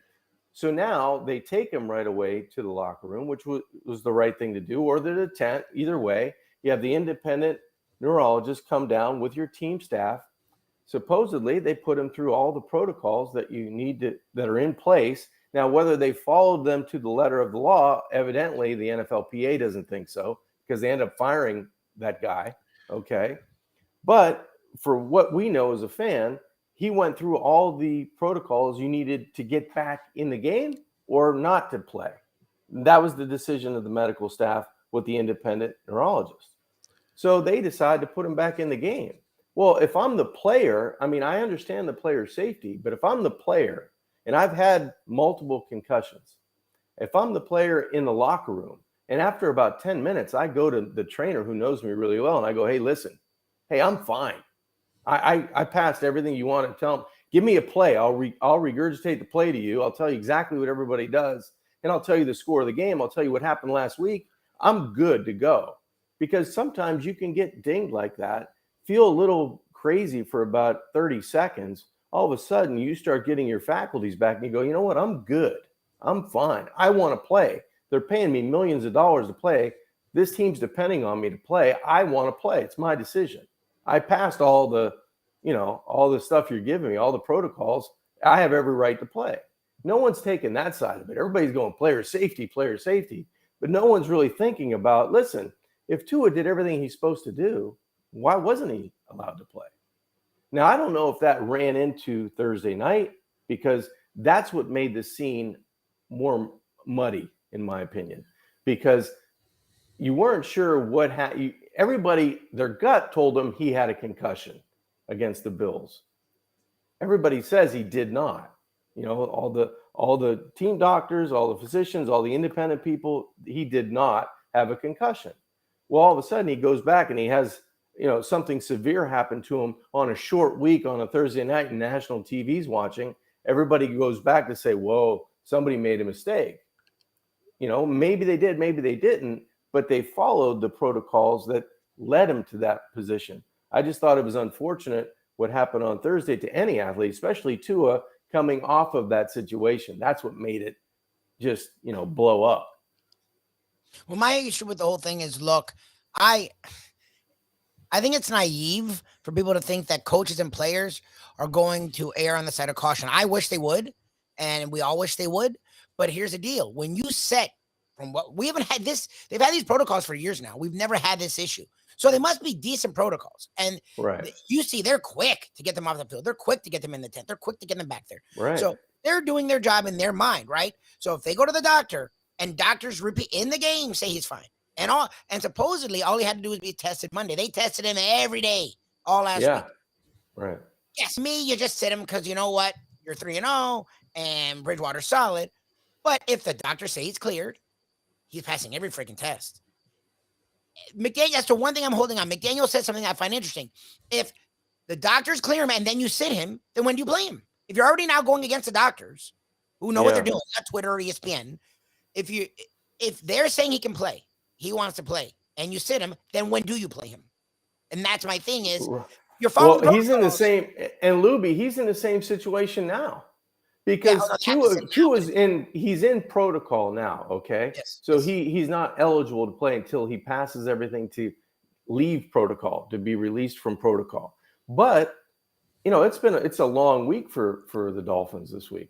So naturally, your gut, we go back to that analogy, your gut saying, hey, we're holding him out against the Jets, right? We're holding him out against the Jets because perception says, if we play him, we're really pushing the envelope now. We have to sit him, even though he may have, passed everything with flying colors. Okay. So it's going to be a difficult situation again for the Dolphins because Tua's going to say, hey, I'm fine. He was already good. I'm good to go. Did I pass everything? But I'm not so sure they're going to allow him to, to make that opportunity possible.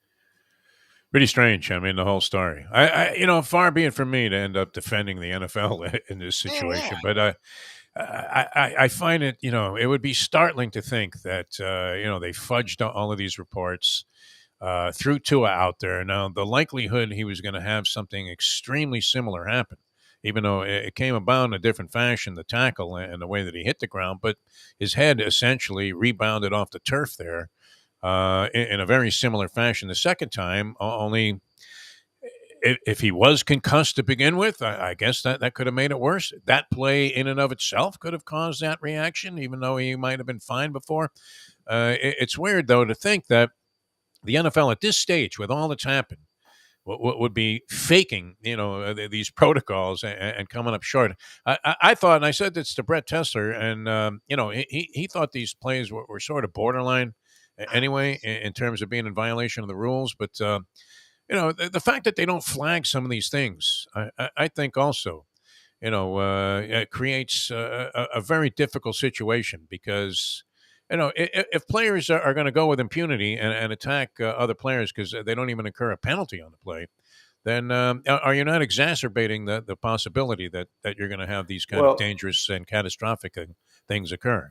It's everybody that signs up to play football knows the dangers of football. When you're right, it's a dangerous sport, no doubt. All the way through. It's a violent sport, okay? Yeah. And it's gotten bigger, faster, and stronger over the last 25 to 30 years, okay? They put all these protocols in over the last maybe, 8 to 10, 12, something like that, years, especially in the National Football League, in college football, and high school football. Take the play last night, Kansas City and Tampa Bay. I can't remember who was involved. It might have been Mike Evans in the back of the end zone. High pass at the end of the game. Oh, he got smacked. He gets smacked, okay? And that guy's making a play because he thinks Mike Evans, who's 6'5", and Tom Brady put the football where only Mike Evans can catch it, he's going to come down with that football. Now, as the defensive back, I better make a play on Mike Evans because I don't know if he's going to catch the football or not, right? But in today's – 30 years ago, 20 years ago, that was a great play by that defensive back because next time Mike Evans comes over the middle, he's not going to maybe go that high, and he's not going to extend his ribs that much because he might get knocked out. Okay, which is a good football play, but he's deemed a defensive player now. Okay, but he had every right to catch that football, and if that defender does not make that play and he catches the football, when he gets to the sidelines, the defensive coordinator and defensive back coach go, "What are you doing?" Yep. He can't go to the coach. Coach, he was defenseless. Yeah. Right. Oh my God. But it was flagged. It was flagged. Right. Ball's on the 1 yard line. It's tough. You'd rather see that though than see somebody get just absolutely maimed, which it is true. We tend to ignore scenarios that come up. It's not a safe thing to begin with to play this game. Well, that's the thing. It just isn't. That's the thing. Like, you're not going to be able to eliminate all concussions in boxing, no matter what you do. Whether guys wear headgear or not was always a debate. NASCAR, accidents. They're going to happen. It's going to happen by the nature of the fact that you sanction this kind of activity to begin with. And wow, I mean, even on the college level, John, I mean, when you see some of the hits that take place, and there are a lot of targeting calls, it seems like, more on the college level for some reason than you see in the pros. But and seeing a lot of them, and they seem to be very careful. I mean, even stuff that doesn't look like, it had any intent. They review it. Yes. They review it, right. And he will, I mean, eject the guy from the game, even though, you're looking at a play and going, wow, I mean, the guy just, made kind of a natural move, but unfortunately, the player sort of ducked into him, and the next thing you know, they're head-to-head contact. But when you see some of these hits, it's amazing that people aren't decapitated, never mind, concussions. It's not a safe sport to begin with. So to try and eliminate and legislate all of this out of the game, not necessarily possible. But I do believe in my heart of hearts that they're attempting to do this right. Yeah. They're trying. The problem is sometimes, the NFLPA came out right away with, we need to make changes in the protocols. We need to make modifications in the protocols. I don't even know if they spoke to the doctors yet, that did. Well, they fired the one guy, a scapegoat, I guess. I know that. But I mean, all of a sudden, it was that day that they're going to make changes and modify. But let's learn a little bit about how the process went about, and then if changes or modifications need to be made, let's make them. But sometimes you jump the gun, just to be the first one out there to say, I'm taking a stand on it. Let's get all the information first, and then if changes need to be made, if modifications need to be made, hey, the fans and the players and everybody involved in the NFL that is a vested interest, we're all for it. Tua seemed to be fine in the second half of the game that he played. Tua was fine flying back from Cincinnati, or else that center would have never released him to let him put him on the That's my plane. problem. The whole thing is, You know, cover up, and it's like the Cincinnati hospital, that's one of the best at what they do in trauma the country, level 1 trauma center. Okay, is in on it. Like, they don't need that. Like, come on, guys. Like, that's my. I'm look. We're all for the safety, but again, that's a funny word to use with this sport. Like, you can try, but it's never gonna be 100%. It's friggin' football. Like, guys. You would think if Tua was released from the hospital and allowed on the team plane back, that he'd be in like seat 4A by himself in a bubble, kind of, hanging out, no lights, some sea music, sauna music, whatever it is, he's okay. He's watching a movie with his head coach, laughing on the way home. He's going to be good, and thank God he's going to be good, right? We're all, very worried about the situation when it happened, because that did not look good. But 2-3 hours later, he was able to pass all the protocols, do all the things he needed to do, and he was relatively in a good state of mind. And now let's see how we go over the next few days, if anything, happens during that time. But if he passes all the protocols, the Dolphins are in a very difficult situation, because they're going to have to say, you know what, we're going to take caution, and we're going to let you have 14 days before we let you get back into your routine. Yeah, well, are they supposed to keep him out for the season? Even Right. though, like you said, John. I mean, they would. I was surprised when he flew home with the team. Yeah, because this hospital was not going to release him and say, "Hey, why don't you get on a plane?" Which is supposed to be very, suspect. If you have this kind of head trauma, and it's crazy to think that they would allow that to happen. If if he was in any kind of danger whatsoever, especially knowing that this was going to fan the flames of controversy. We actually met Nowitzki, the guy that is the head guy, and I have great respect for the man. I think he really is extremely sincere in what he's doing. I don't think he's out there just trying to get attention for himself or anything. And he's been campaigning forever. It's almost like a Martha Burke type of thing, where he was a lone wolf forever, and they hated him. And I remember meeting him the first time. I think I was in Arizona, and he had like a little pamphlet about concussions, and nobody wanted to talk to him. And Leslie Visser's brother, Chris, who was always producing stuff and had various people that he represented, said, hey, you might want to talk to this guy, kind of interesting about what's going on. And so that's how we met him. And then, we used to talk to him all the time. But, he was adamant that something horrible, took place here. And I'm sort of with you thinking, how could this be where, Tua, who's supposed to be so injury prone and fragile, if he's coherent and fine, and they hold up 2 fingers and he says, yeah, that's a deuce. What are you going to do? I mean, I'm sure the protocols are, fairly commonplace, and it's a regiment that all of these sports leagues are following now. Well, I think the reason why there's a collaboration between the team doctor and the independent neurosurgeon is because the neurosurgeon is going through what's mandated by the league and by the Players Association. The team doctors are there to say, is that the guy that we know on a Tuesday, on an off day, that comes in and watches film and we chit chat and we can talk about everything? What are the natural faculties that these characteristics carry over on a normal day when I see him, compared to now going through all this stuff and knowing what happened on the field? And then they get together and come to a conclusion of whether he's, eligible to play or not. So I just think that it's a conspiracy theory, a little bit theater, to think about, why they would let someone go out and play that wasn't passing all of these protocols that are put in place. I normally never sign with the league on anything. I mean, I would be suspicious of virtually everything that comes out of Roger Goodell's mouth in terms of sincerity. But I do believe that they, we're trying their best not to avert a situation like this. And the second situation looked particularly ugly, because when you see a guy with his fingers looking like Anthony Munoz, that was great. You're like, wow. I mean, let's hope nothing happened to this kid. And that's when you realize, you take yourself out of the sports fantasy thing and realize, okay, this is an actual person here, lying, perhaps even paralyzed or worse, on the field with a catastrophic injury. But it must not have lasted long because they would have never put up them on that plane. All right, Right. maybe he needs a little time down. He's got 10 days off. What do you think? Send him down to Jimmy Chill. Johnson's, I Big think Chill, absolutely. Key Largo.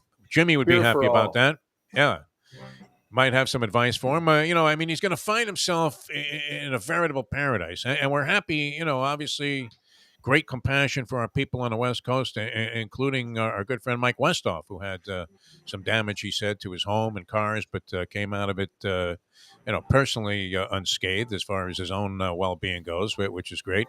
But, and we're happy that nothing of any, impactful nature came from the storm there in Key Largo, and that place is just a delight. And now's the time of the season to get down there, John Congemi. Yeah, the weather's starting to get a little bit cooler. It's not as hot, so you can go outside and really enjoy, what the Bayside gives you at Jimmy Johnson's Big Chill. The food spectacular, services off the chain, everything that you would love about the Keys, and not having to go all the way to the Key West to do it. Yeah. Mile marker 104. It's just a beautiful spot in Key Largo to go. And like I said, between Larry and Amanda and my brother Dominic, they take great care of you, and it's just a beautiful place to be.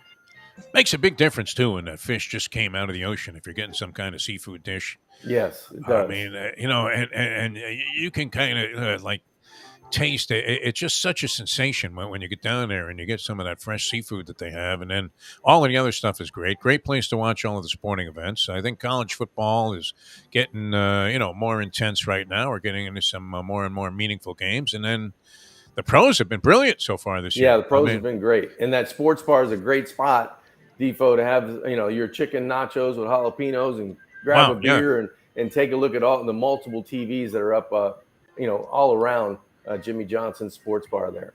Yeah, and those nachos are spectacular, as Lubie has alluded to many times here on the show. Nothing worse, you get a bunch of nachos and you're going, where's the beef? I mean, it's all dry and there's nothing. They got a lot of stuff smushed on the bottom there. These are fantastic. So everything they do there is big time, and yet geared towards your relaxation and just having you feel that great Keys vibe that is so unique to any other area of the country. All right, Jimmy Johnson's Big Chill, mile marker 104. You get past the gas stations there, and bingo. I mean, and I don't know, did you ever stop at the Mutineer? Is it called the Mutineer, actually? I've never been there, Defo. Mountaineer? What is that thing? I don't know. The Musketeer. That's what it is. The Musketeer. With the pirate, you never stopped there? I've never stopped there, no. No? No, I've never been there.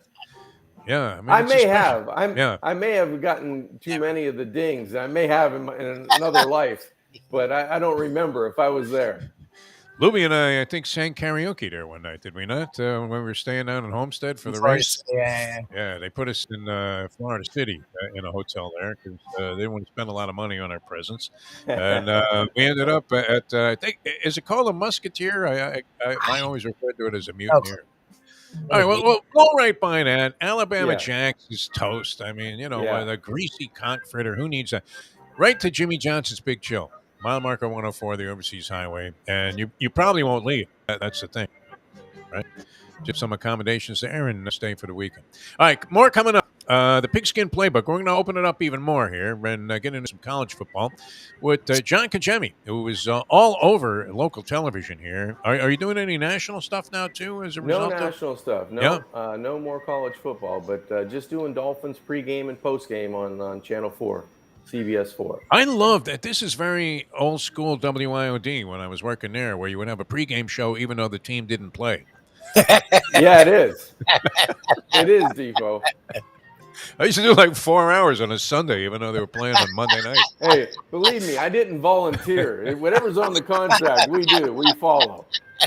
And you're thinking, can I use some of the same material tomorrow when they actually are on the field? Yeah. Well, I would tend to say yes to that. You know that. All right, back with more in a moment with John Congemi. Now that. Pre-game show, and they don't even play. That is great, man. It's 8:39. Folks, Tony Segreto here. Let me ask you a question. What do you look for when you go out to eat? Good food, obviously. Friendly atmosphere, not too loud, but good energy, reasonable prices, and a place where you feel comfortable. All those ingredients, no pun meant there, are hard to find unless you're talking about the Texas Roadhouse. You see, they encompass all of those attributes. Really, really good food, amazing atmosphere, good for a family, good for a date, or just a night out for yourself, and prices that will make you extremely happy. Their ribs unmatched, steaks hand cut every day. Everything, and I mean everything, is made on site, including their incredible bread. It's the one day, folks, that you can forget about low-carb diets. Trust me when I tell you, Texas Roadhouse, your restaurant, your destination when you say, where should we go and eat tonight? From the newly renovated sports bar to the beautiful bayside views captured at the Tiki Bar, Jimmy Johnson's Big Chill has it all. Located at mile marker 104, the Big Chill also offers waterfront dining while experiencing breathtaking sunset views of the Florida Keys. It's simply the hottest spot in the Keys to cool off. That's Jimmy Johnson's Big Chill at mile marker 104 in Key Largo. For more information, call today at 305-453-9066. John Congemi. Now, did you scale it back when you were head-to-head with Danny there at Augusta National? Because you know he doesn't like to lose. Actually, guys, you're right. Dan doesn't like to lose in anything. And the only time I was ever able to go to Augusta, I think the Samsung guy backed out, and Danny asked me about 11:30 at night, and I put on my shoes and went to bed.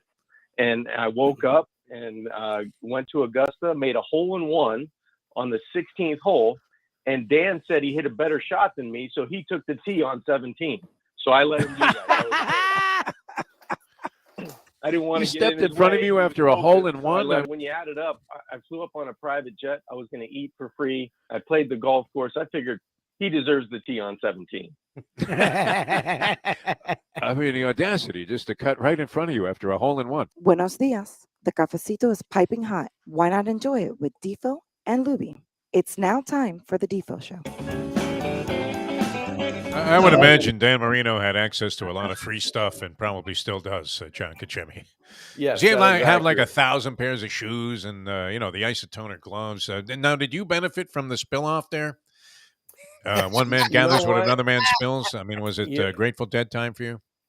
I only wish that I had size 13 feet, at some point in my life. But no. Yeah, that's the tough part. Yeah, that's the tough part. Double X, can I take that in a little bit? Yeah, you needed bigger feet. It here. That's right. All right, welcome back, John Congemi, a little Pigskin Playbook / State Line Dolphins. And, of course, we always get into the college football scene as well with John Congemi, who did commentate on college football for over 20 years before, unfortunately, they decided to go in another direction, which are words that nobody in this business likes to hear. And as Lubie and I always assert, as soon as they say that to you, you say, well, I'm flexible. I'll go in another direction. And they tell you you're either going to be spinning oldies or Spanish right-wing talk. So if you can go in that direction, that's fine. But, this is the business we have chosen, as I always say. All right, the college football slate. We didn't have a Miami game. They're in there against North Carolina this week. I'm not optimistic, although North Carolina has been suspect, but they score a lot of points. And I don't know what more to make of this thing, except that your Heisman Trophy candidate now finds himself on the bench, and you don't even know who's going to play. I don't know. Have they named the starter in this game? They've said Van Dyke starting. Yeah, they've said Van Dyke. And I don't know what happened to this kid, John. I mean, we've seen quarterbacks go south during the course of their college career. Sometimes they're able to resurrect themselves, as this ukulele kid did after showing a lot of promise. Then a down season last year for Clemson, now looking, like maybe he's coming back into form. What do you make of that? I mean, what's the psychology behind this whole thing? Is it a physical thing? What do you see with Tyler Van Dyke, who I almost took at 40-1 to win the Heisman, and now this guy's having to peel himself off the Pines? First of all, Defo, I love the ukulele reference for Clemson's quarterback because I don't know how to say his name. Since I'm not doing college football, I've failed to figure out how to say it correctly. But I will go with ukulele. That's ukulele is easy. I like that. It's like he did play better. He has played better for Clemson. Miami situation, I don't know if Van Dyke, number one, is playing at the level where he was in his offense last year at the end of the year compared to what he's been asked to do in a new offense now. but I think it has a lot to do with the people around him. It wasn't like he was off the mark all night against Texas A&M a couple weeks ago. He missed a few open receivers that could have been some big plays down the field, but he also hit some receivers right in the hands that they didn't come down with the catch that they needed to make to either move the chains, big play, or potential touchdown. Now, Middle Tennessee State, for all that's said and done, they come down and put just a beating on the Hurricanes. And it was all over. It was skill positions. It was the line of scrimmage. It was at quarterback. It was explosive plays. It was turnovers. It was fourth down, goal line stands. And then they turn around and lose to UTEP or somebody on the road the next week. Texas San Antonio. It was Texas San Antonio. Okay. Is Larry Coker still coaching there, man? No, he's got it. Was one of those letter schools out in Texas. And I think they're an online school. I don't even think they have a campus. No, they beat them pretty handily. Yeah. So now Miami's going to have to bounce back against Mac Brown and North Carolina, who's kind of been up and down. I don't know if North Carolina, they're scoring some points, but they're also giving up a lot of points. Yes. So that may give a window to Miami. It'll be a fourth quarter game, and who can make a deciding play. Hopefully Van Dyke can bounce back for the Hurricanes because they need him to. I don't know if Garcia's if their first half doesn't go well, is it the hook? And now you got to always be looking over your shoulder. Are they telling Van Dyke, go play? Don't worry about it. It's your job. It depends on how they handle it. And I don't know if Mario has ever had that situation in his past at Oregon or, a couple other stops that he's been at, how he handles that situation. Because, as an offensive lineman, that's your guy. Whoever your starter is, that's your quarterback, and you're going to have his back. And does he do that as a head coach? Or does he look for the team's betterment and saying it's just not working, we have to go in another direction? That we'll see over the next couple quarters or next couple games. Good coaching, you would think. It would imply that they find a way to rebound out of that Middle Tennessee State disaster, and and find a way to win a home game against a team that is suspect enough to have given up like 60 points to Appalachian State, which we did see that Appalachian State was capable of distinguishing themselves by spanking Jimbo at Texas A&M, but they don't look like such a great team right now. And, App State should have beat North Carolina at home early in the season. Right. So it was back in, I think it was a 59-56, something crazy score like that. It was in the 50s that they ended up, finally beating App State. Yeah, I think it was in the 60s maybe. You said it though, John. How prophetic are you? Last year on this show, you said Miami may be in the category of an Appalachian State, and here we find that exact situation is occurring with Mario Cristobal at the helm. So maybe that'll change. All right, of the stuff that happened, a lot of losses in the top 25. So we're seeing more and more parity, and we're also seeing vulnerability at the top, with the possible exception of Alabama, who was spectacular and eventually running away and hiding, although they were struggling early in that game. Yeah, they were struggling in that game, but Oklahoma loses their quarterback. They go down. What TCU put how many points on them? God, TCU like 55 points. Yes. Yeah, it was crazy. How about Kansas 5-0? Kansas, yes, is unbelievable. Their turnaround. They find ways to win. I was disappointed. Obviously, Pitt lost at home to a bad Georgia Tech team. Yeah. But Georgia also Tech Florida beat State. Pitt. My heart beats still. I'm sorry, John. I felt bad. I didn't watch a play, but I felt horrible. Yeah. And then I watched Florida State a little bit against Wake, and I always felt like, you know what? It's okay. Florida State's going to find a way to come back. They're the better team. They're going to find a way to come back. And they just never got over the hump to do it. Yep. A kid that was quarterbacking for Wake Forest, he came through in a clutch. Didn't necessarily look the part, but wow. I mean, he was very accurate. Very John Congemi-esque. He's good. He's good quarterback. Yes. Hartman's good. Yeah, good quarterback. He has good. I noticed him last year and in the ACC game, championship game. The guy's all year. He's had great time. He knows when his receivers are going to be open. He has great anticipation, and he throws the football accurate. And he's a tough guy. So it's like he's hanging in there. He's a veteran guy. He's got some young kids around him. I think he's like a 7th-year senior or something, isn't he? He's been there a long time. Yeah. In fact, their whole roster is like made up of Yes. 6th and They 7th year They players. said they'd I be the thought- sixth oldest NFL team. They would actually. It was be the almost like the Mormon team, you know. It was almost like a BYU team, Yes. right? Yeah. Everybody went on a mission and came Right. back, and now they're playing in Wake. I was in Egypt for 2 years handing out falafels, and now I'm back. I'm playing college I'm football. back. 27. Yeah. Chris Wenke syndrome Yeah. was on display there. I watched quite a bit of the Clemson NC State game. Yes. I love the NC State coach, man. He seems like a really sincere guy, and they've had their share of major efforts that unfortunately ended up going awry. Although they always spank routinely Florida State every year when Florida State was a big time contender. Mhm. Clemson was very suspect for their first few games, but I thought they were pretty solid in this game against what was considered to be a very worthwhile opponent.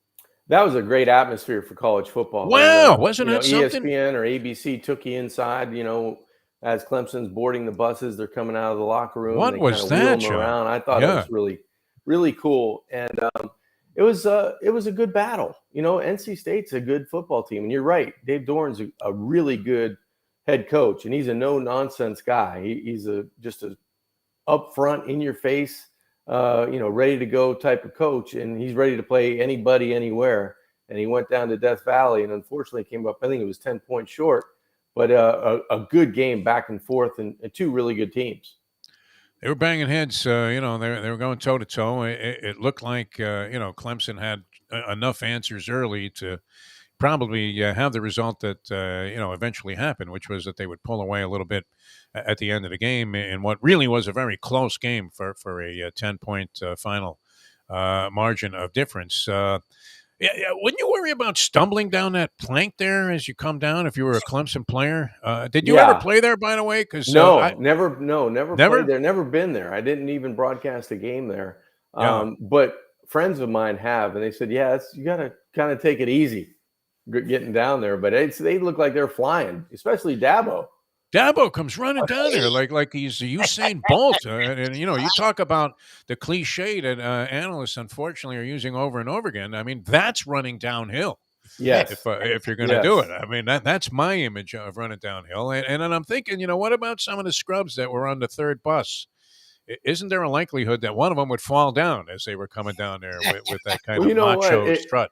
It's funny, Defo and Lubie. I was thinking that, after the second bus gets off and you see like 90 plus players, the crowd would think, there's nobody else, right? And all of a sudden you got players weeding through. I got to get down. Come to walk-ons, right? Yeah. The cousins of the assistant line coach. Right. Unbelievable. Yeah, they had like 100 guys come down there. No. I was thinking that when Texas A&M kind of had that atmosphere earlier, one of those ball games that I was watching. I guess. It was a Miami game. Miami and I was the thinking third largest crowd I think they had, 107,000 or 109,000, something like that. No, I've been to Clemson a couple of times to call basketball games, and I took that ride in there because what was it? The Little John Coliseum is their basketball arena, and it's sort of, you take the same road that you do to get to the football stadium, which is like one dirt road, which I think is like the major thoroughfare. Yeah, that's what I've been told. That part of South Carolina, and it would be rough in there. I mean, with those hillbillies, very Virginia Tech-esque. And I thought, you know what? If I was going to go to a sporting event, I would like to go to something like that, where they had this electrifying atmosphere going, and so that would be some tough conditions. But a very competitive game. I thought Clemson probably looked as good as that was the best they looked all year. Yeah. All right, and the Georgia vulnerability. What do you make of that? Because I was watching that game, and I always root for the big upset. And I'm thinking Missouri, this doormat, is going to pull off this giant upset over Georgia, who just a couple of weeks ago I was saying could beat a pro team. It doesn't look that way anymore, and they're going to drop to number 2. But I mean, was that a premature evaluation that they were just as good or better than they were last year? No, Georgia's just as good or better than they were last year. It's hard. It's really hard to stay up every week. Yeah. When everybody's bringing out their best and everybody's taking their hardest punch, their fastest swing, to knock you off. And Georgia still has to be that good or better every week because You're not going to play flawless football every time out on offense. You're not going to make every tackle or take the right angle on defense every week. And on special teams, may shank a punt, you may fumble, you may do something that gives the team a little bit of a window. Well, I think Missouri did a great job of just opening up that game and taking it to the Bulldogs. And it was almost like they were on their heels for, a better part of the first half. And then it got into a game, it got into a slugfest, and then the better team inched its way towards victory. And it's not always going to look pretty. It's like what you say on a scorecard. What'd you make, Defo?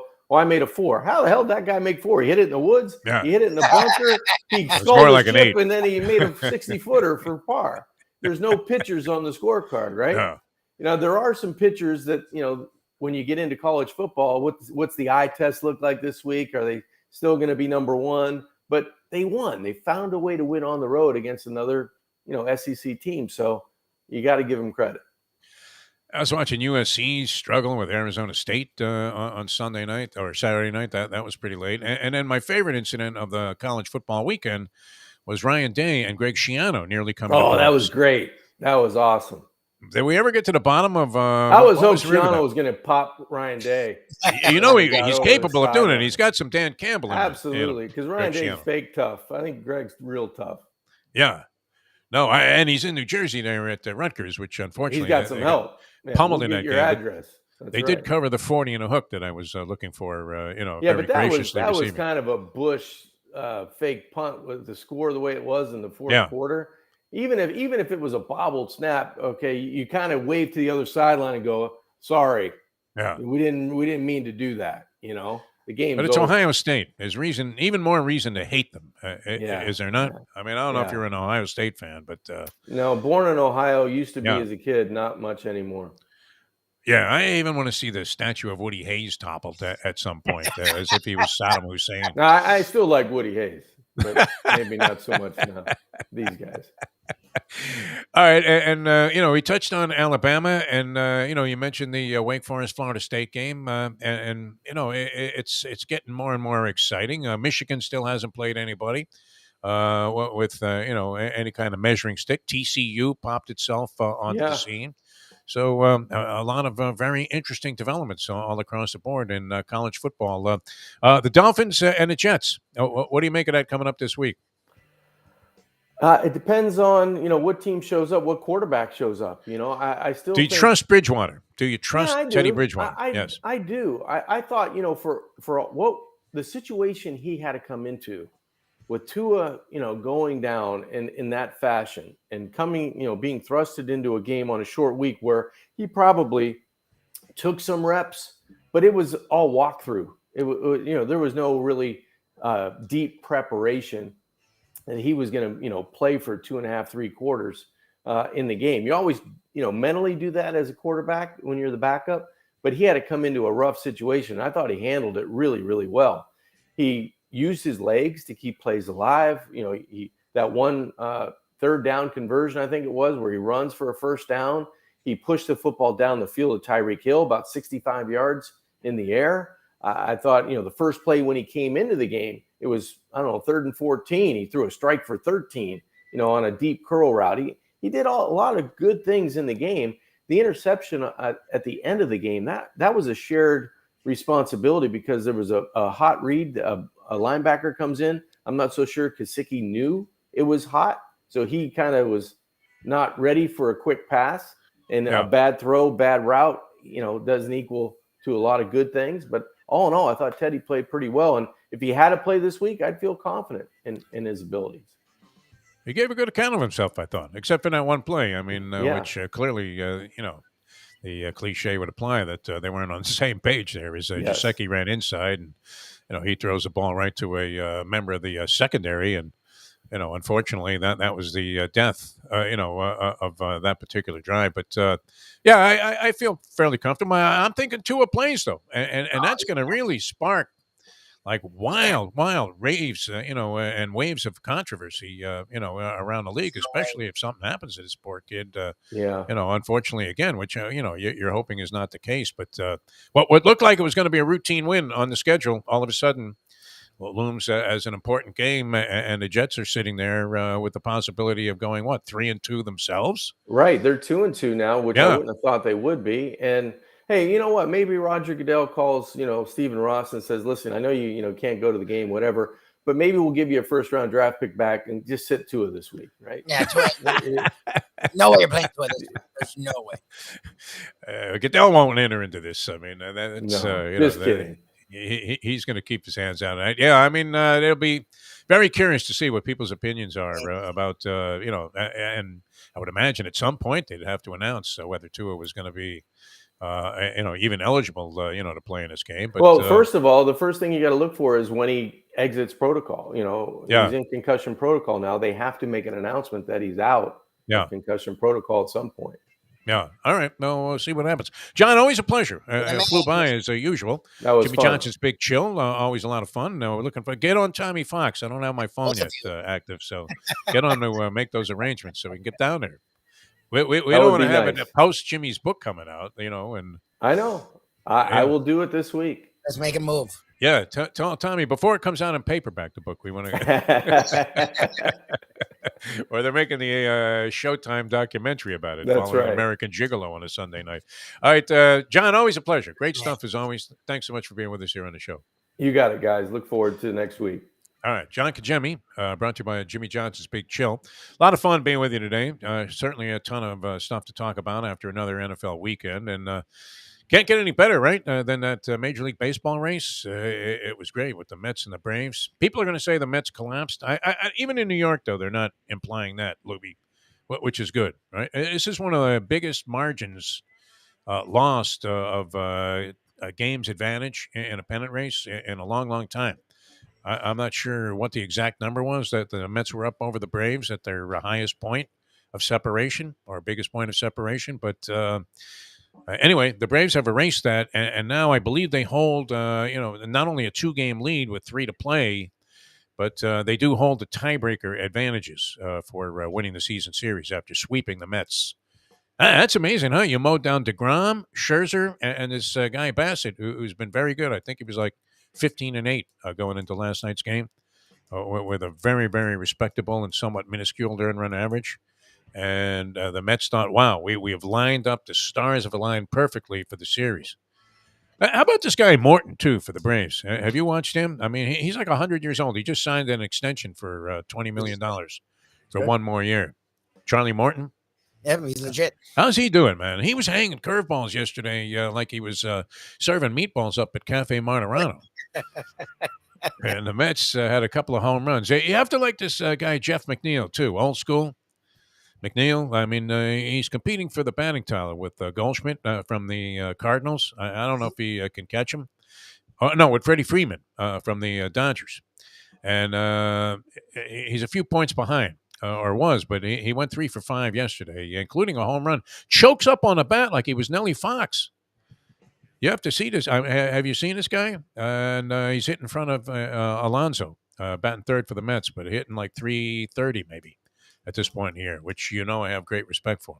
Anyway, that was very exciting. We'll see how it plays out. The Marlins could be a spoiler on 2 fronts. They have the series with the Braves, I think a 3-game series. The Braves have to just win 1 to clinch the division. And then the Marlins also kept Milwaukee out of the wild card picture as they are in a dogfight with the Philadelphia Phillies. And the Marlins somehow impossibly came up with a win yesterday. Nice. So can they sweep the Braves and help out the New York Mets? Think about this. You win the division in the National League East. Here's what it means, Lubie. And you sit out the first round of the playoffs with a bye.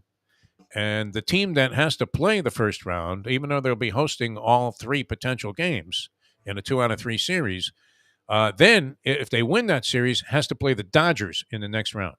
Dodgers. Winners of like 130 games this year. Unbelievable. The hottest team in baseball right now, LA Dodgers. So, I mean, what a difference, huh? You win the thing, you dodge, you duck playing the Dodgers, you dodge the Dodgers in the second round, and you don't have to play the first round. Big difference there, Larry. Big difference. Yep. Kenley Jansen is their closer, too. Wasn't he, like, awful with the Dodgers? Well, they always bitch the about Braves? this. He'd be great, and then he would have blow-ups in the postseason every single time. All right, we have to run. A lot of fun being with you. Always a pleasure. Mike Mayo's Lunchbox later on today, 12 o'clock on South Florida Live, which you can tell your friends to subscribe to. We'd greatly appreciate that. And we'll come your way at 12 o'clock with Mike Mayo. Probably a busy weekend of eating for the Mayo Man, no? I presume, yeah, lots of football. I didn't hear from him because I didn't have a phone. I didn't hear from him either, and I had a phone. So he might have been degenerating, track gambling, all kinds of stuff, maybe. And then, unfortunately, shoveling food as comfort for, what otherwise was an anxiety-laced weekend of degenerate gambling. We'll see. We'll see how that played out. All right, we'll see you later on, 12 o'clock today, and then again tomorrow at 7, as we leave you know that. The time? 9:05.